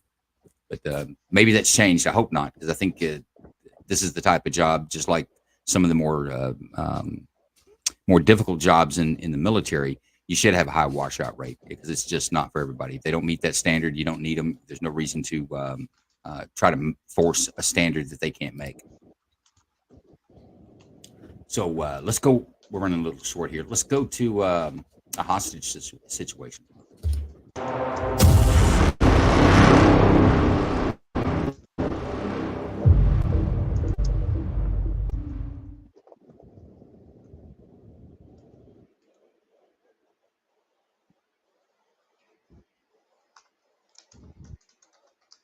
Hi, this is Mary Kay 911. We have an incomplete call from this number. Do you have an emergency? Yes, I am at my office, and a man just drove his truck straight into a car, got out with a shotgun, and was shooting. Was it towards somebody or just in the air? I'm sorry, what was that? Towards somebody or just in the air? No, he was shooting at a woman. 911, is this a police, fire, EMS? And what is the location of your emergency? This is we need the police. 9001. I think it's Westland at Fortis College. There's a guy who just opened fired on a woman. He's got an AK-47. It's a black male. I can't tell anything other than that. But I'm looking through my hotel window. I can't tell. I cannot tell right now. But he just entered into the college. Looks like police are there. I think they should be able to see him. But no, it looks like they're walking into the building. Oh, no, he's in this truck. Tell him he's in this truck that's just trying to drive off. What color truck? It's a red, maroon, it's red in the front. He's driving over by security.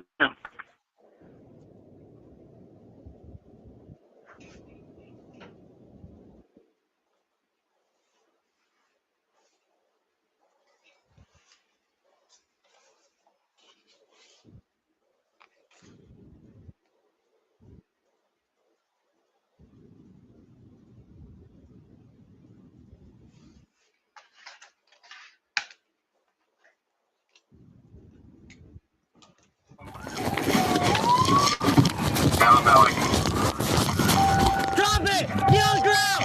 Get on the ground!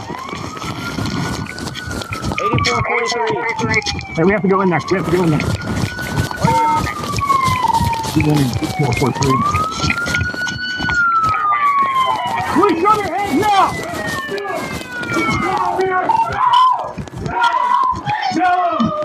Get him! Drop the knock now! Drop it!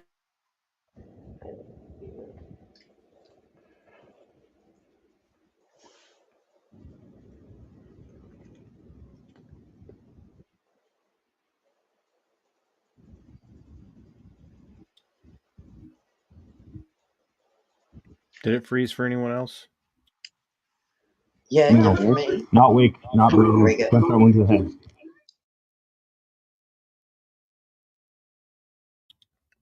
Joe, if you're there, you're going to probably have to go back because it froze for a few of us. Yeah, I saw the. You want me to go back halfway of the whole thing? You don't need to go. Just go back to when they were going into the live video house. Instead of all the. There we go. Yeah, right there. And guys, I don't know what's going on. I've got supposed to have good internet here. I'm just having some issues. Not sure what it is. Here we go. Drop it! Get on the ground! Get on the ground! 8443. Hey, we have to go in there. We have to go in there. 8443. Please show your hands now!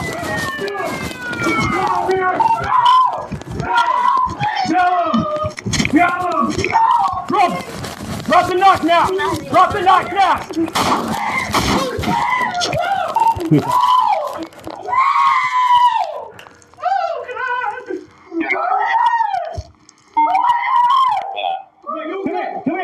Come to us.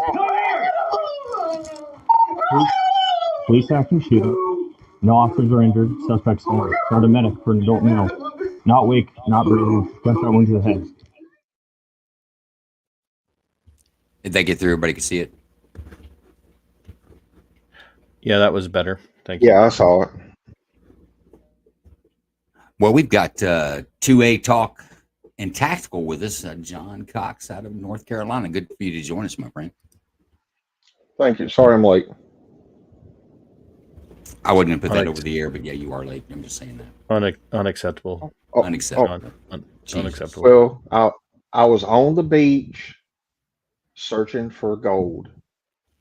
Okay, yeah, you're not making your case any better. I'm on the beach searching for gold instead of here at the show. You should have gone with lightning glass. That would have been more believable. Yeah, it would have been more believable.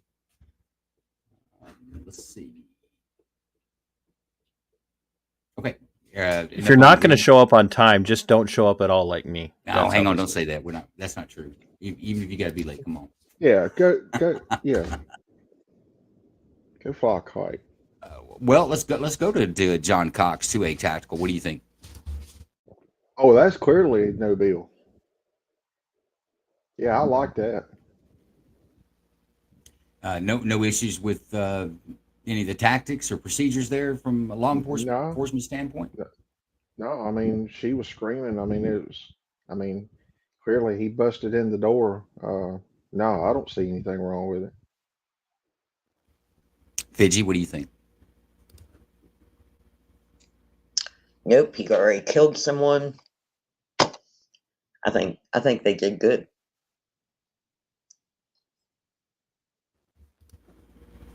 Lawyer Jim. Yeah, Bill. Yeah, no, Bill. I was impressed with the shoot in that apartment. He had a knife to that lady, and I don't know if the guy obviously wasn't too intelligent, but the cop managed to swing around and put one in his head and save that lady's life. Now, if she could have just stopped screaming for a second, that'd been nice. But no, Bill, they did a good job. Oh, damn, you're on the victim on this? The victim's not even acting like they should? I know. I'm just like, could you? He's dead. Wow, Can you stop victim screaming man, for a Jesus, man, that's just rough. I can't There's no scream like that. compassion. I know compassion. Well, if it was a dog there, she'd have all the compassion in the Oh, world. But this shit, poor yeah, you know lady who what? had a knife, some guy breaks in her door, runs upstairs, puts a knife to her neck. The police come in and blast this dude in her living room, and you think she should be quiet and have more decorum. Is that what you're saying? No, I can't scream like that. That high shrill, whatever. Just anyway. I No, bet but I you think they could did if a somebody. I bet you could. All right, let's quit beating up on Lawyer Joe. That's my job. Let's go to James. Is James still with us? Did I lose him? I tell you what, James is in and out like you wouldn't believe. We've got Bruce Wayne. We actually are loading up some folks here. Welcome, Bruce Wayne. If you saw that video, you can make a comment. If you did not, we will move on.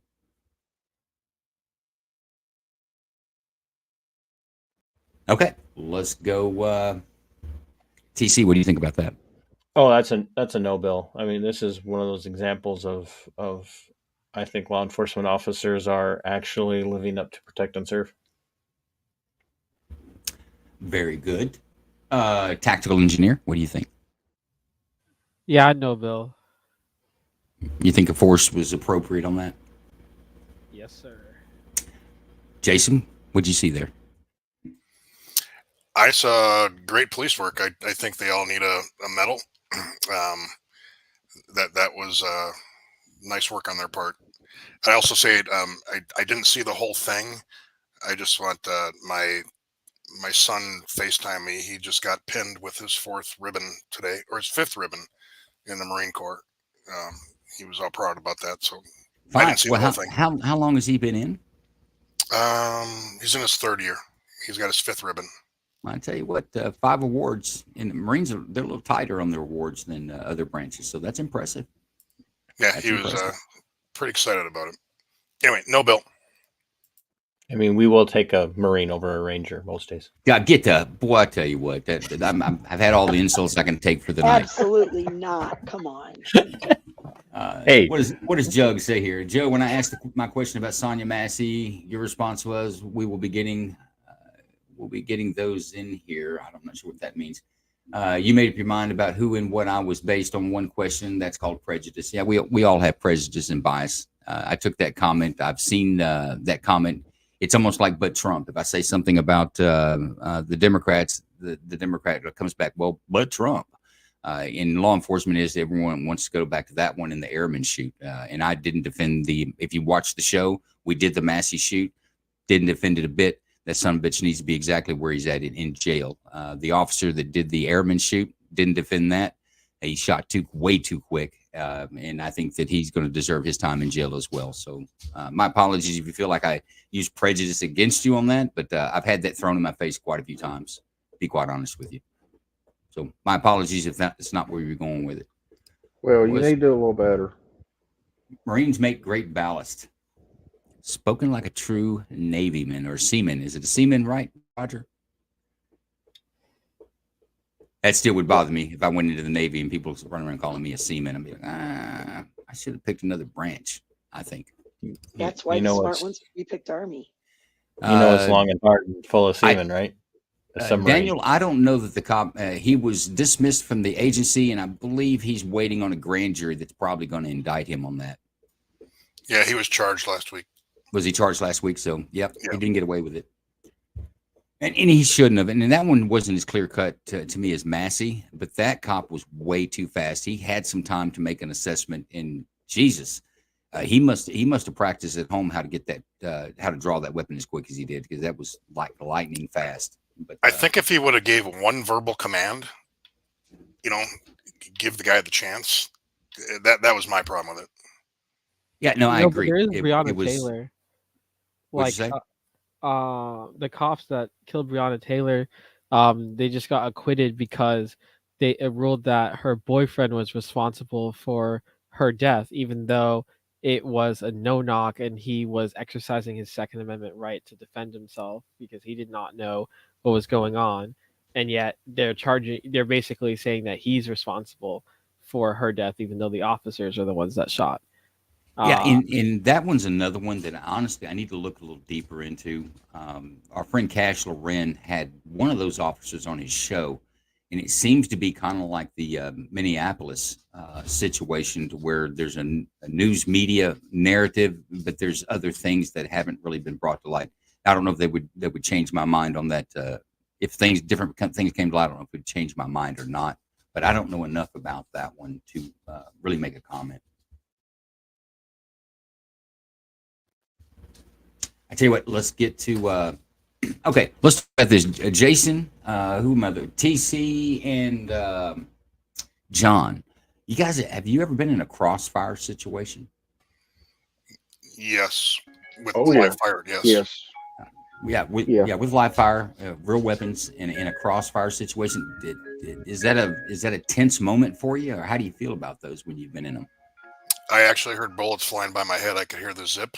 And I actually took cover and got up, went in the shooting stop, and checked my body for blood. I did a pat down on myself. It was very tense. John, have you ever been in one? Where you got bullets by you? Yeah, we actually had a deputy in front of us that had gone on a domestic, and the guy walked around, started popping shots at him with an AK, and he was hiding behind his patrol car. And when we pulled up, we were on the back side of him, and yeah, I mean, it was a very narrow area to be shooting back at him. So yeah, it was kind of tense. Well, I'll tell you what, folks, let's check out a crossfire situation out of Houston. All I have to say is Murphy's first rule of war is when you're experiencing friendly fire. EMS for location. EMS for location. You know what? Sorry, I've stepped all over you. TC, finish that up. Murphy's first rule of warfare: when experiencing friendly fire, shoot back. I thought Murphy's law of warfare was friendly fire is not friendly. That's the second rule. Oh, is it? It has to come into place for the first to justify the first rule. Yeah, no, 100%. Friendly bullets will kill you just as quick as enemy bullets. And that is a fact. But let's check this out of Houston. Here we go. The emergency. This is County with the transport, North Park Villas and TC Jester. Next to the patient? Are you next to the patient, caller? No. No, okay. I'm going to go ahead and disconnect my partner's help on the way. Okay. Okay, so what happened? There's a man. We're in the neighborhood. We stay in the neighborhood. There's a man outside with the cross. I was coming back from my appointment. He's outside with the cross. Mama, I'm on the phone, please. And he has a cross on his hand. And he's just stabbing himself in the chest and the neck. And he's just repeatedly doing it. He threw blood on my mom's car. It's his bucket full of blood. I don't know why he's doing this. I don't know what's going on. It's just, and he's stabbing himself. Where is he stabbing himself again? His neck and chest. I promise you, his blood gushing everywhere. Oh my God.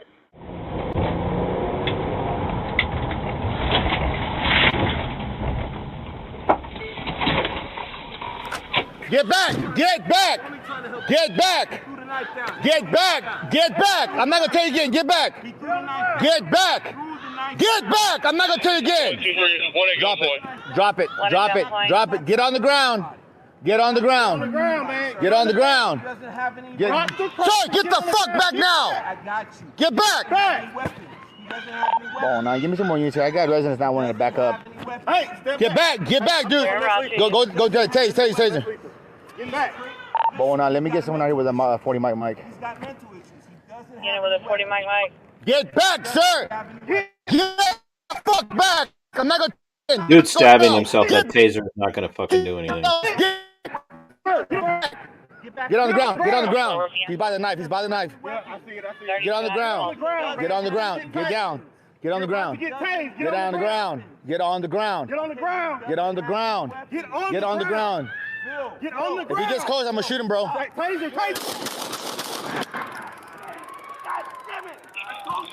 2, 3, shots fired. Shots fired. 1 male down. Shots fired. Male down. Get back! Get back! Get back! Get back! Get back! I'm not gonna tell you again. Get back! Get back! Get back! I'm not gonna tell you again. Drop it! Drop it! Drop it! Drop it! Get on the ground! Get on the ground! Get on the ground! Delusional psychosis brought Get the about by fuck drug back use. now! Get back! Oh, now give me some more units here. I got residents not wanting to back up. Get back, dude. Go to the taser. Get back. Oh, now let me get someone out here with a 40 mic mic. Get it with a 40 mic. Get back, sir! Get the fuck back! I'm not gonna tell you again. You're gonna go to jail. Get back! You're too fucking close. Get back! Get back! Get on the ground. Get on the ground. He's by the knife. Get on the ground. Get on the ground. Get down.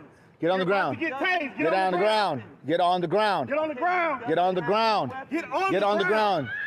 If he gets close, I'm gonna shoot him, bro. Taser. 1, 2, 3, shots fired. Shots fired. 1 male down.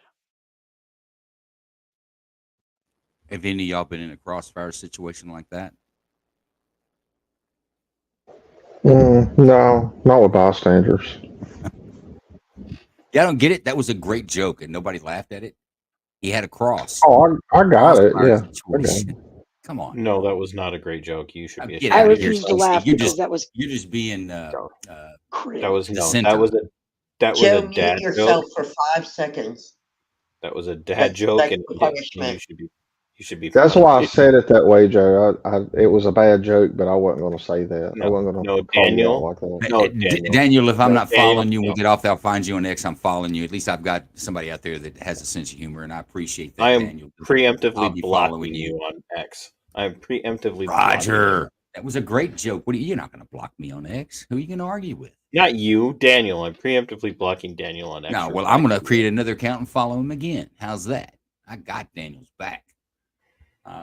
Okay, let's go to this one. What do you think, tactical engineer? Yeah, no, Bill.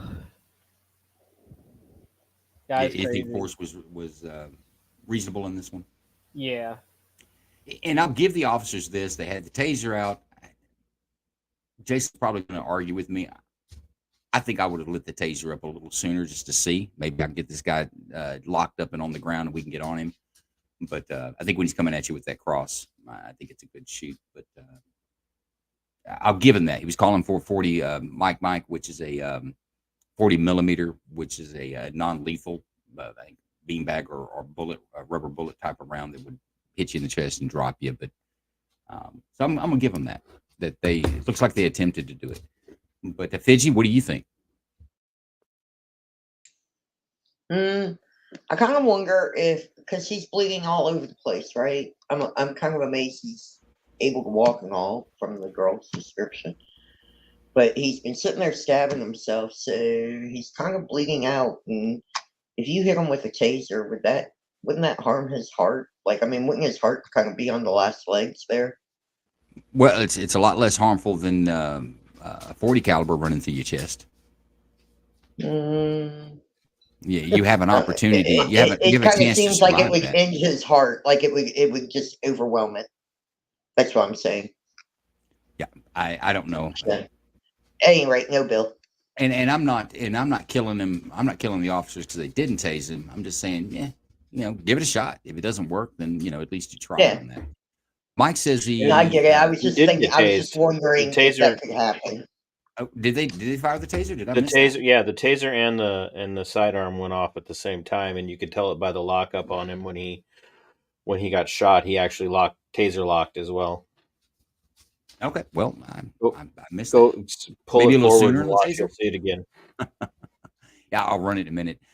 Chris Mike says, I see the police officers acting independently, not as a team.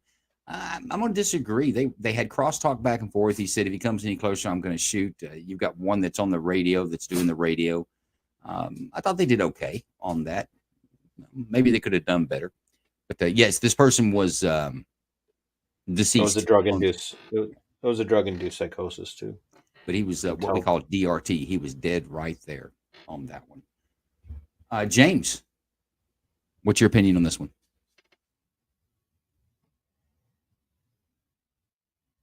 How about Bruce?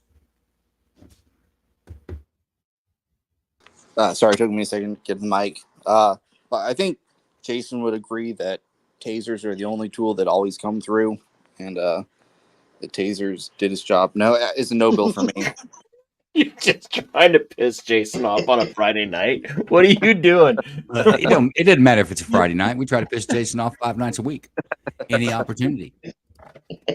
Hey, folks, we have Range Minded from the Range Minded podcast listening in and watching in. So it's always good to see him. He is he's the GOAT, without a doubt, when it comes to Range Minded podcast. If you're not following him, you should follow him on YouTube. But that Range Minded podcast, you can catch it anywhere you have a that delivers podcast. Just put in Range Minded podcast. Great two-way content, and that's all the plug you're getting from me tonight. Range Minded. Fidji, what'd you think about this? I heard you trying to put me in a timeout. I ignored that. I did try and do that because that joke kind of deserves that punishment. It was a great joke. Worked on it all evening. Yeah, I thought that was a light punishment, me being nice. What do you think about the shoot? Me, I already said no bill. Okay. Lawyer The Joe. fact that you worked on that all night and that's all the better it got. Okay, well played, TC. I'm going to give you a point for that one. That was well played. But let's go to Lawyer Joe. TC, that's why I said we could tell. And Daniel's right. Nobody puts Ranger in timeout. Incorrigible. Oh, What do you- lots of people put Rangers in timeout. What do you think about this one, Lawyer Joe? Being that I've been following Daniel for a while, he's pushing his luck right now. He's going to top of my just list. wanna I don't know if I'm following him or not, but I'm going to make sure that I am after this. Why did they call for somebody with a 40 millimeter? That just what? Less lethal. He wanted more less lethal options there to try to. They were hoping for time. They were hoping that they were going to be able to put him off long enough to get somebody out there to put him down without having to shoot him. All right, I think they recognize right off the get you've got a mental illness situation, and see if you can resolve that without killing somebody who's suffering. I mean, you guys know how I feel about the mentally ill situation, but this guy's like hurting himself literally and is running after cops to try to hurt them too. I'm not sure, but he had they tried not to shoot, and yeah, there's no bill. I think they did the best they could in that situation, as hard as that is for me to admit. Well, I'm glad you're able to get that out without choking on the words. But TC, what you think about this? This is a you know, I hate the term good shoot. It's a justifiable shoot. Anybody who looks at something like this and says this is a good, no cop walks away from this going, man, I'm glad I got to do that. Well, you hope the grand jury says good shoot, because if not, you've got a world of trouble ahead of you. But it's definitely clean. No bill for me.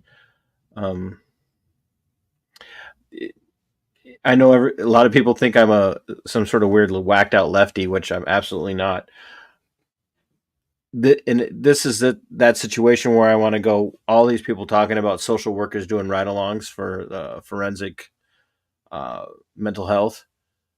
What's your forensic mental health person going to do in this situation? Run out there and give him a hug? This guy wanted to die. Anybody who's willing to do the things that he was doing with the knife, stabbing himself,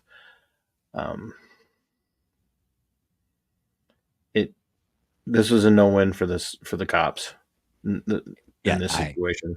No I win. agree. Robert And he's White got to asked- live with this, and that's something else I want people to understand. He's got to live with this shit for the rest of his fucking life.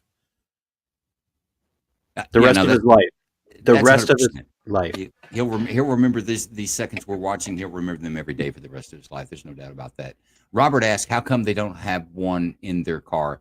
A lot of it has to do with budgets. They have to purchase it. Number one, they'll have to train. Everyone that has one is going to have whatever training requirements are with it. So a lot of times that's Did you see the money. Did you see the taser lock up there, Joe? I see him went down, but I've seen people shot that way and go down the same way in a crumple is what I call it. So I'll take your word for it, but I'd have to have the volume up to be able to see the you can hear the taser go at the same time. I'm going to believe you because I'm that kind of guy. TC, I'm that kind of guy. Jug says, "Hey Joe, this dude was trying to cross two cops." Well played, well played. That's 100% true. Jugs. Jugs. That was good. What are you talking about? That was good. It was one of his best comments of the night. Let's go to John Cox. What do you think about this? Oh, we're yeah. We're going to run over I mean, one more video, guys, and that'll be it for the night. But go ahead real quick, John. No, that was a good shoot. They had no other choices.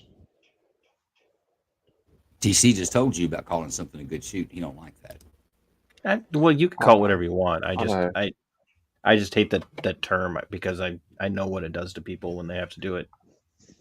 I was still laughing about TC's joke. That was a good joke. All right, John, come in late to the party and then talk all crazy. That's just horrible. Jason, what do you think about this one? Did he have a knife in his hand when or just the wood? Was it a wood? He had a knife prior. Was But cutting not himself. when he charged him. No, it was on the ground. They said he's going over there near the knife. He almost like he crouched a bit, like he was going to get it, but then he didn't. He raised the cross and come at him. It looked like it was either a 2x4 cross or a 4x4 cross that he was holding up. You guys might find this surprising, but I'm not sure I'm shooting in that moment.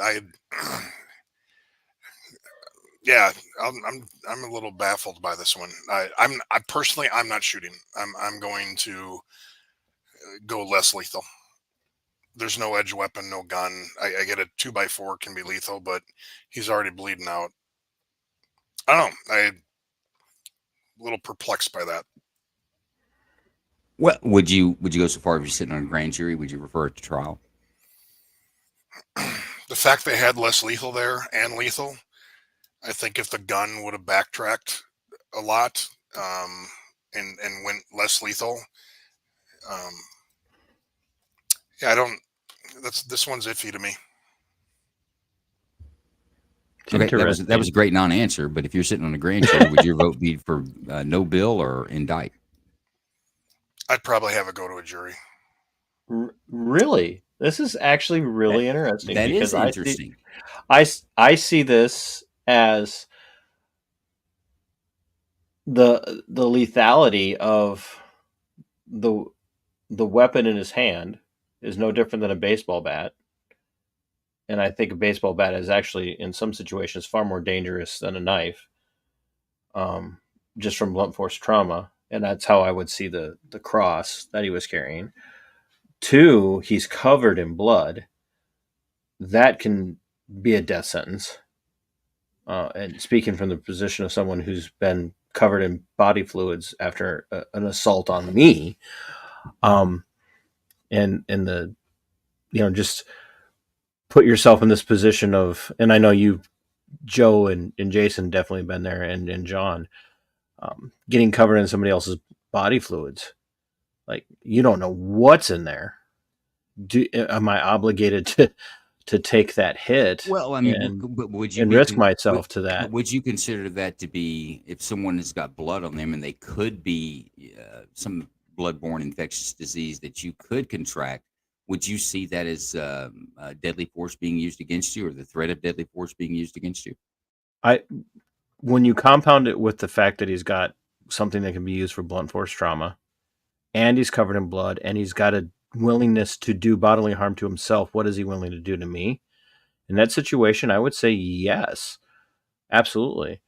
And I actually do, and it's one of the places where I give law enforcement a big break, is the lethality of a lot of communicable diseases today, and the long-term effects of, can I even, talk to somebody, and you guys know this, talk to some of these guys who've had blood in their mouth and in open wounds, and whether or not you're even able to have, sex with your spouse or your partner for how long, maybe if ever, without, worry. Are you talking about monkeypox? I am not. I'm thinking of other things, but since you brought up monkeypox, yeah, let's go with that. But, I'm actually, more than anything, the blunt force trauma of the cross as he was coming at him, that good shot to the head from that thing. I don't know. I'm actually a little taken aback that Jason said take him to a jury. We need to go quick, guys. I got one more video. Jason, I'm going to let you respond. I'm going to make a comment on it, and we're going to move on. Go ahead, Jason. The other question came up. They didn't look like they were working in a team. You had lethal, and less lethal. If this guy has a cross, there comes a certain point where what's the threshold where I decide to pull that trigger, and you're relying on your partner. So they both pulled the trigger at the same time, and TCU said it. That guy locked up and went down.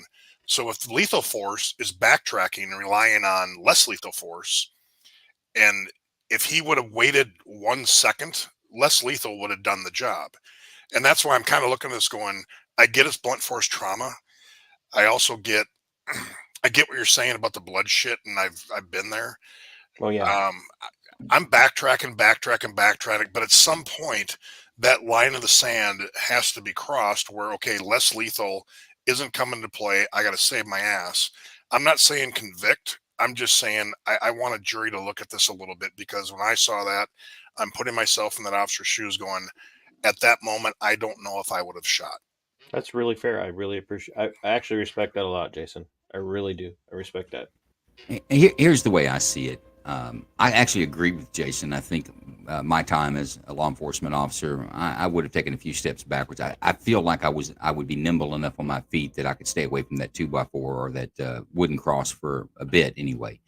I don't know that I would have shot when he did, but on the flip to that, I'm not going to condemn him, because I think that a reasonable person would believe that their life or their body would be in danger of serious bodily injury and or death with being pummeled with the wood. So I would not no bill it. But I think if it was myself, and of course it's really easy to say that it's me, I wasn't there, but I think if I was there, I would have taken similar tactics to Jason, a sidestep, a couple of steps back to maintain some distance and still work on trying to put this guy down without a lethal wound. But I would not no bill him. But guys, let's go to Joe. Did you see Jug's comment in there? Which one? Joe, no ill will intended, no ill will taken. Yeah, no, I just displayed it. And Jugs, we're 100% on the same sheet of music, my friend. My philosophy is that we don't have to have the same opinion. We don't have to agree, but we can still be friends. And that is the way I live it. So please don't think that I've got any ill will towards you as well. Wasn't unintended, but I will defend myself if I feel like I'm being attacked, and I will defend my position and my opinion. I expect you guys to do the same. Let's go to U Holland. This will be our last video of the night.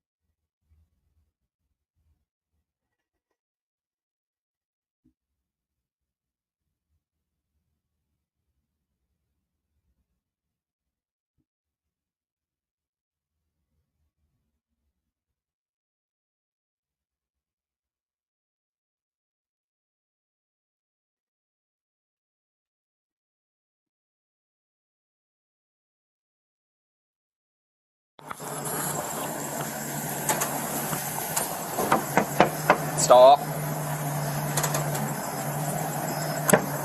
Just hop out of the car for me.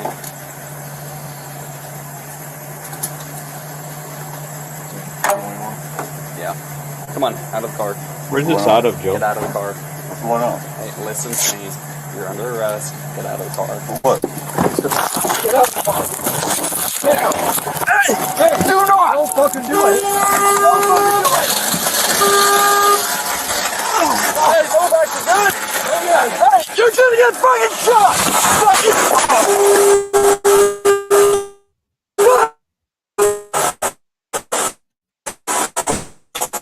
you're gonna need to shot. Akron, Ohio.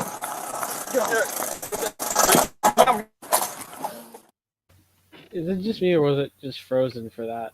It was real bad for me. Yeah, it was rubber banding pretty bad. Still is. Yeah, let me know if we need to replay any of that. Did we miss anything there? I saw the. You're about to see it again up close. Okay. Stop. Stop. Just hop out of the car for me.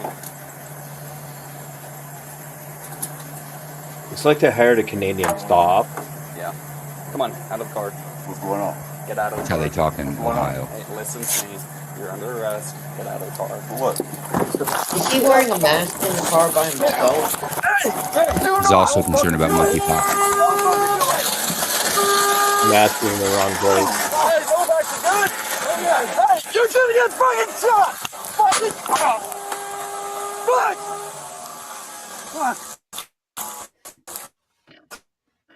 Did a gun go off? I'm good. The officer shot him. Here, get that. Phone for 32 supervisor. No shot inside. Come on, get out of here. Out of the car.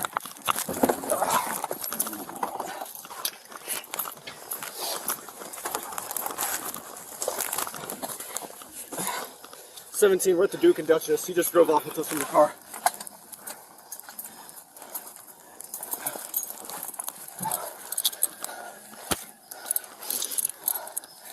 Go. We need lots of units here. Go back to the car. I got it. Get a chest seal. All right. Where's your med kit? Is it in the back? Yeah, it's in the back.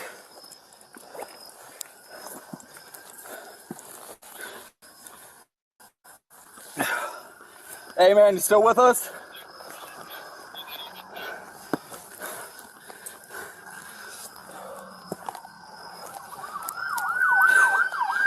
Well, if he is, he's got a ticket to depart. That flight's about to take off.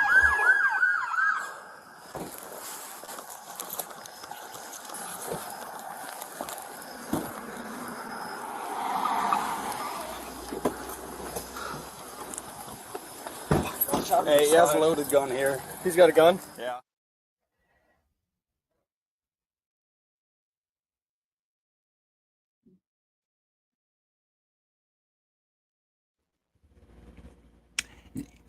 And see, Chris, I don't see where they're going in too hot. They seem to be very calm. They open the door, ask him to step out.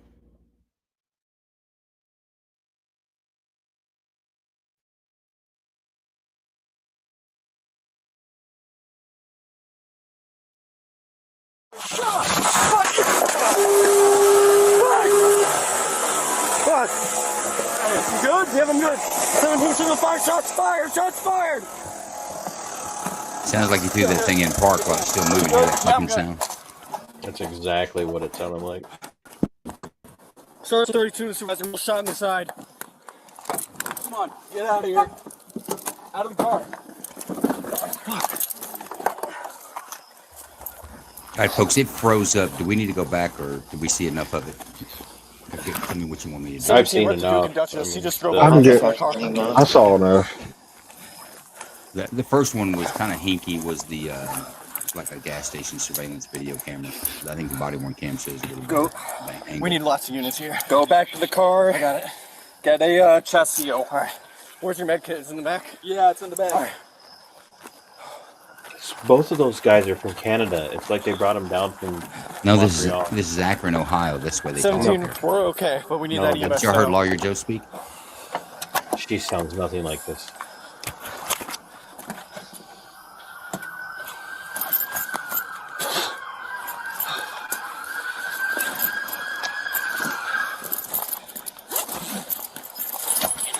Well, damn, we lost Lawyer Joe. She rolled out. She said that a while ago.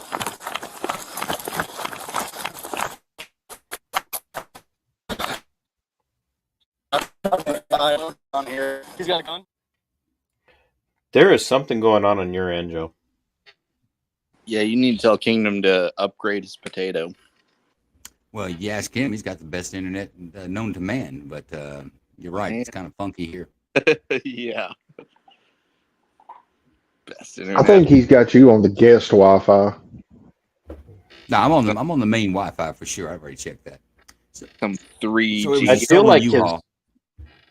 I feel like his internet is like 2 strings in a tin can.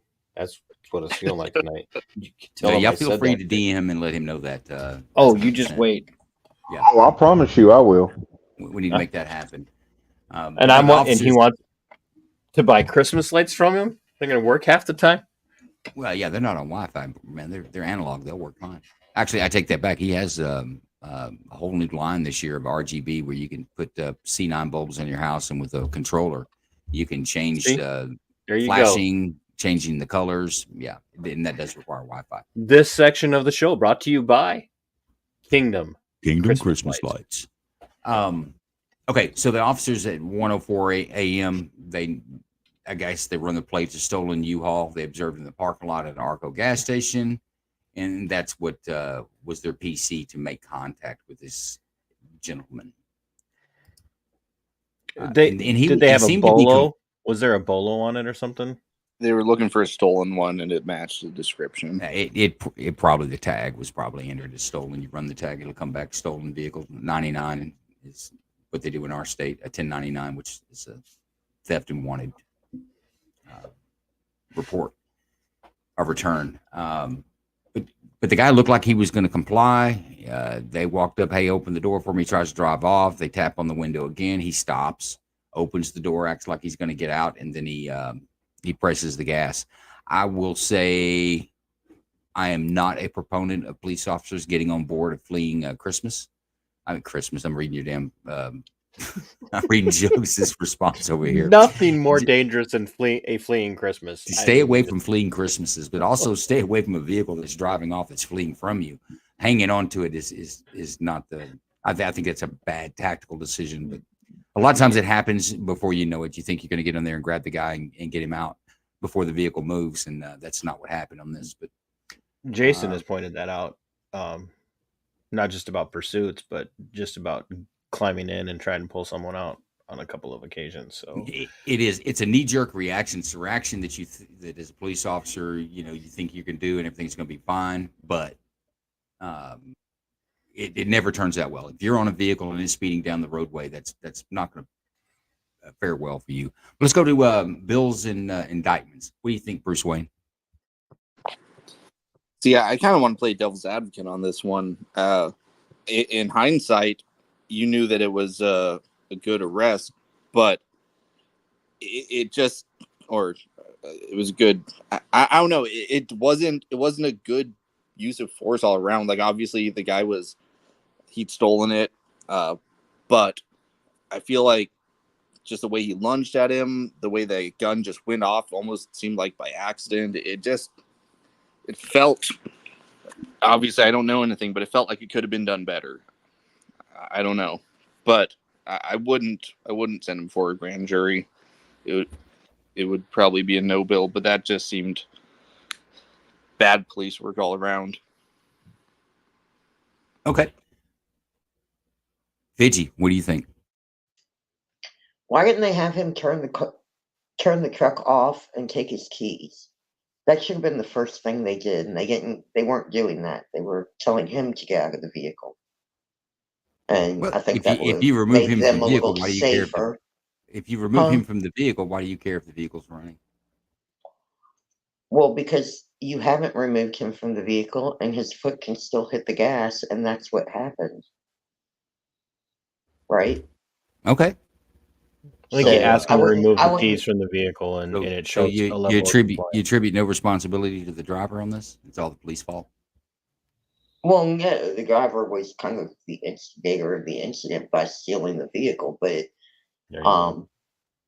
but to keep themselves safe, how many videos have we seen where the officer has gone up to a vehicle and they don't have him turn the car off or something, and the next thing you know, the guy's taken off, and the officer is trapped there by the door. We've seen like 3 videos in the past 2 months, I think, on that.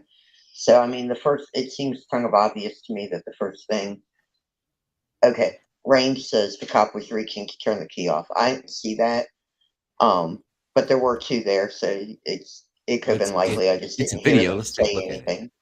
Well, and all I'm saying is, it seems like there were a couple, because obviously I think the police knew right away that he'd stolen it, and so they came in kind of hot. They're like, get out of the car, like, you're under arrest, basically.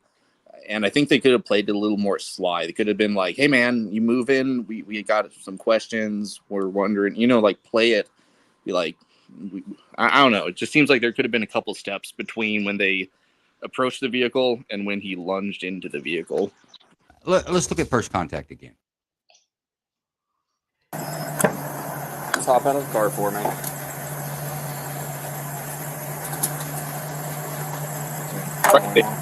Yeah. Come on, out of the car. What's going on? Get out of the car. What's going on? Hey, listen to me. You're under arrest. Get out of the car. For what? Get out of the car. Get out. Because once you say you're under arrest, there's no de-escalation that can go from there. Well, like either he complies. Well, is the officer required to de-escalate? All I'm saying is, like, yeah, I no, he's not. But all I'm saying is, he'd be like, "Hey, man, we're looking for something. We wonder if you have some questions. Like, play it sly, play it slick, get him out of the car, be his friend, and then jump him. Like, don't be like, get out of the car, you're under arrest, because then he's gonna step on the gas like he did, because he's like, I either go to jail or I try to run. Bruce, like, he's in a stolen U-Haul. Well, it's not like he can say, "This is my sister's car." Yeah, but don't let him know that you know that he stole it. Just say, like, "Hey, man, you move in. Like, we've been looking out for something suspicious. Wondering if you saw it. Mind if we talk just real quick?" Like, throw him off balance. Like, don't let him know that you know. Okay, so you would send this to a jury? You would indict them? No, they didn't have enough bedside manner. No, I'm saying it was bad police work, but I don't know that I'd send him to his no bill, but it was just bad police work. Okay. Tactical engineer, my friend, what do you think? Yeah, I would say for this, I think it was a little bit of a messy shoot. As you said, Joe, like, I don't think it's worth for them to basically try to hang on to a moving vehicle like that. Would I bill them for it? I mean, the guy had a loaded gun and was treating the vehicle like a dangerous weapon. So I guess I would say it's a good shoot, but I would definitely reprimand those officers for doing something so risky. You would recommend them for doing something so risky? You recommend them Reprimand. for jury trial? Reprimand. Oh, reprimand them. Okay. Hey, Chris, I'm Yeah. not Hey, sure if you're talking to me or another. Tactical, you have to use really small words. Joe's a ranger. Yeah. TC, what do you think? Definitely a no bill. That is a lethal force situation that anybody else who found themselves in that situation would be justified in force. Definitely a very long conversation with what the were you thinking, jumping into the vehicle and trying to pull him out. He's, I, it's just that very. And I got what you were saying too. Some of it is, oh, I got to take charge of the situation. I'm in control, but self-preservation says you do not jump into a moving vehicle. It seems to be in, and I was in one drag situation, but I went to pull a passenger of a vehicle out, and this was a narcotics. You should be careful saying you were in a drag situation. Well played, jackass. Well played. But it was a buy bust, and I come to the passenger. Someone went to the driver's side. The driver locked his door, and as soon as I have the passenger door open, I reach in and grab the guy's wrist to get him out of the vehicle, and the guy punches it and steps off. Well, the guy that I'm pulling out reached up and grabbed my vest underneath my vest, and I was able to run next to the vehicle long enough. I pulled my weapon out, and I was going to gut this guy like a Christmas turkey, and that's when he let go, and I fell to the ground and did a little bit of a roll. But I'll tell you, even that is dangerous because you can go under them tires as easy as you can go away from the vehicle. Well, my point is that you don't realize that until it's like holy shit, that was not smart. But you're not thinking that we're gonna have it's gonna be. And I'll tell you, many times you open up that door, people come out. Most people comply. Even people that are facing very serious offenses, most people comply. It's very rare that you have to use force in the situations that we see on these shows. So in your mind, it's like it's another day at the office. This guy's going to come out. We're going to get him arrested, and we'll go on down the road. And then when it goes bad fast. And there's no foreboding music. There's no forewarning, foreshadowing like we see in movies and TV. It's just not there. It goes from great to oh shit real fast. But let's go to John Cox. What do you think about this one? I'm sorry, TC. I think I stepped on you. You have more say on this. You go right ahead. No, I agree with what you're saying. It's a no bill. It's a justifiable shoot, but there's definitely a long conversation that needs to be had with those two, but even with the entire team down. Like, guys, how do we approach this in the future? It's been my experience. You don't have to tell them after that. They usually know. Don't hang on to a vehicle. I had a fellow officer that actually was drugged by a vehicle on a traffic stop. The guy, suspect in the car, went to drive off, had the door open, very similar to what we saw in the Lundgren situation, but it was only one officer. He reached in to try to throw the car in gear and stop the pursuit before it started, but he wound up getting dragged, had a bunch of road rash on his leg. I mean, he was okay.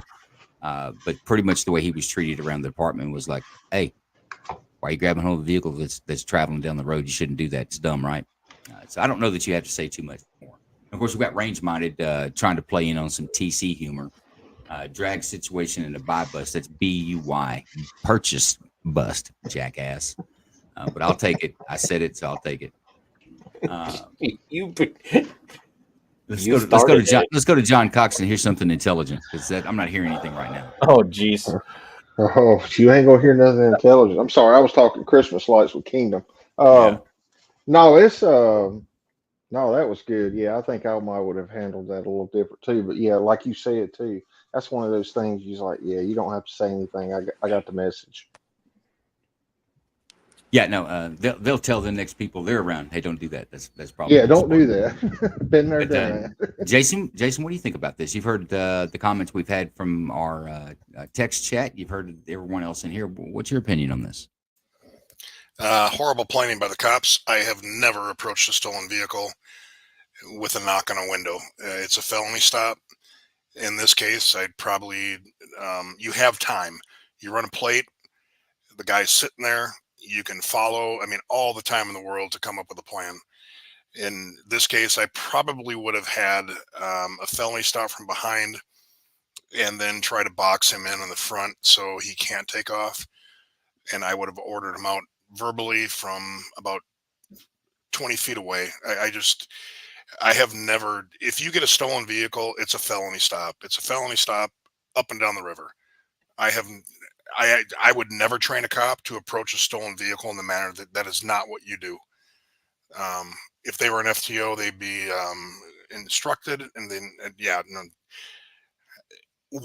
how things played out. Let's talk about that. They're justified. Let me just make sure we're clear. Everybody understands what we're talking about. We've seen a felony stop. That's where you pull them over and you use your PA system to have them exit the vehicle, like we've seen. I'm sure most people have seen where they back up and then you handcuff them. It's a call out, so to speak, right? Correct. You just don't. Stolen vehicle's a felony. It's not a violent felony. So if you stop somebody and he decides to flee, then you have to determine, okay, are we going to pursue or not? But you just don't approach stolen vehicles in that manner. You set up tactically behind them, you cover exit routes, and you call them out. And they had time to do that. How would you do on a grand jury? Would you bill this or refer it to trial? No, I'm not billing them because of the way it played out. They were justified, but it didn't need to go there. Fair enough. Folks, that's going to be our show. I'll let it go a little longer because we had some internet issues, but there will be an after party. Give us about 10 minutes, maybe 15, because I've got to close this out, and we'll jump into an after party. If any of my co-hosts want to host that, Bruce Wayne or Fidgy, if you can let me know now, I can tell everyone that's where it's coming from. If not, we'll talk about it afterwards. Thanks to everybody that came over from my channel, by the way. It's going to be on. PC, I do appreciate your following that comes over and watches these shows. They're good comments, whether I agree with them or not. Like I say, I don't have to agree with your opinions. And here's another thing, guys. If we go sit in a restaurant, you don't have to order what I order. I'm not going to order what you order. I'm going to pick whatever I like. And that's kind of like being a free-ass American. When we go sit in a restaurant, you're buying. I just want everybody to know that. Hey, real quick before y'all go, I just want to say my hearts go out to the Texas cops, the Dallas, Texas cops, and their families. And it's not an easy job, folks. And if we lose law enforcement, we've lost our country. So we all need to get on the same page. You know what? I don't disagree with that. We can't be a nation of laws without enforcing those laws. I will back up and say that our lawmakers have lost their damn minds. They can't even count how many laws that are out there that law enforcement has the ability to enforce. But that's not the officer's problem. That's our legislators, in my opinion. But you're right. There's some hurt families and tragedy in Dallas tonight on 3 officers wounded or killed. There is no justification for what was done. None. All right, guys. Thanks for a great show. Sorry about the technical difficulties, but some definitely good videos tonight. Everyone's listening. Those on X will have an after party here real shortly, and we can keep the conversation going. If everybody wants to join us, you're welcome. That's TC's crowd. Anybody listening that's not on the chat, everyone's welcome to join. If you want a direct invite, shoot myself a DM, and I'll make sure that you get an invite as soon as we kick it up. Give us about 15 minutes. Aside from that, we'll see you next week. Got some great shows coming up on Night Court, and of course, we'll do our police video use of force on Friday. Thanks, guys. Hello. No. And did you ever get any money from Maya Lansky? I never got money from any of those fellas. None of those fellas. None of these that I've been reading about, and none that I knew. They never gave me anything. None of the Chennies? No. I don't even speak to it. I mean, I met that Charlie once or twice. I don't even talk to him. You don't like him? No. Night Court with Joe Lanou, live on X. Also known as Duck Corella. I refuse to answer on the grounds of made intent to You got any business? I refuse to answer on the grounds of intent to criminate. You have any profession?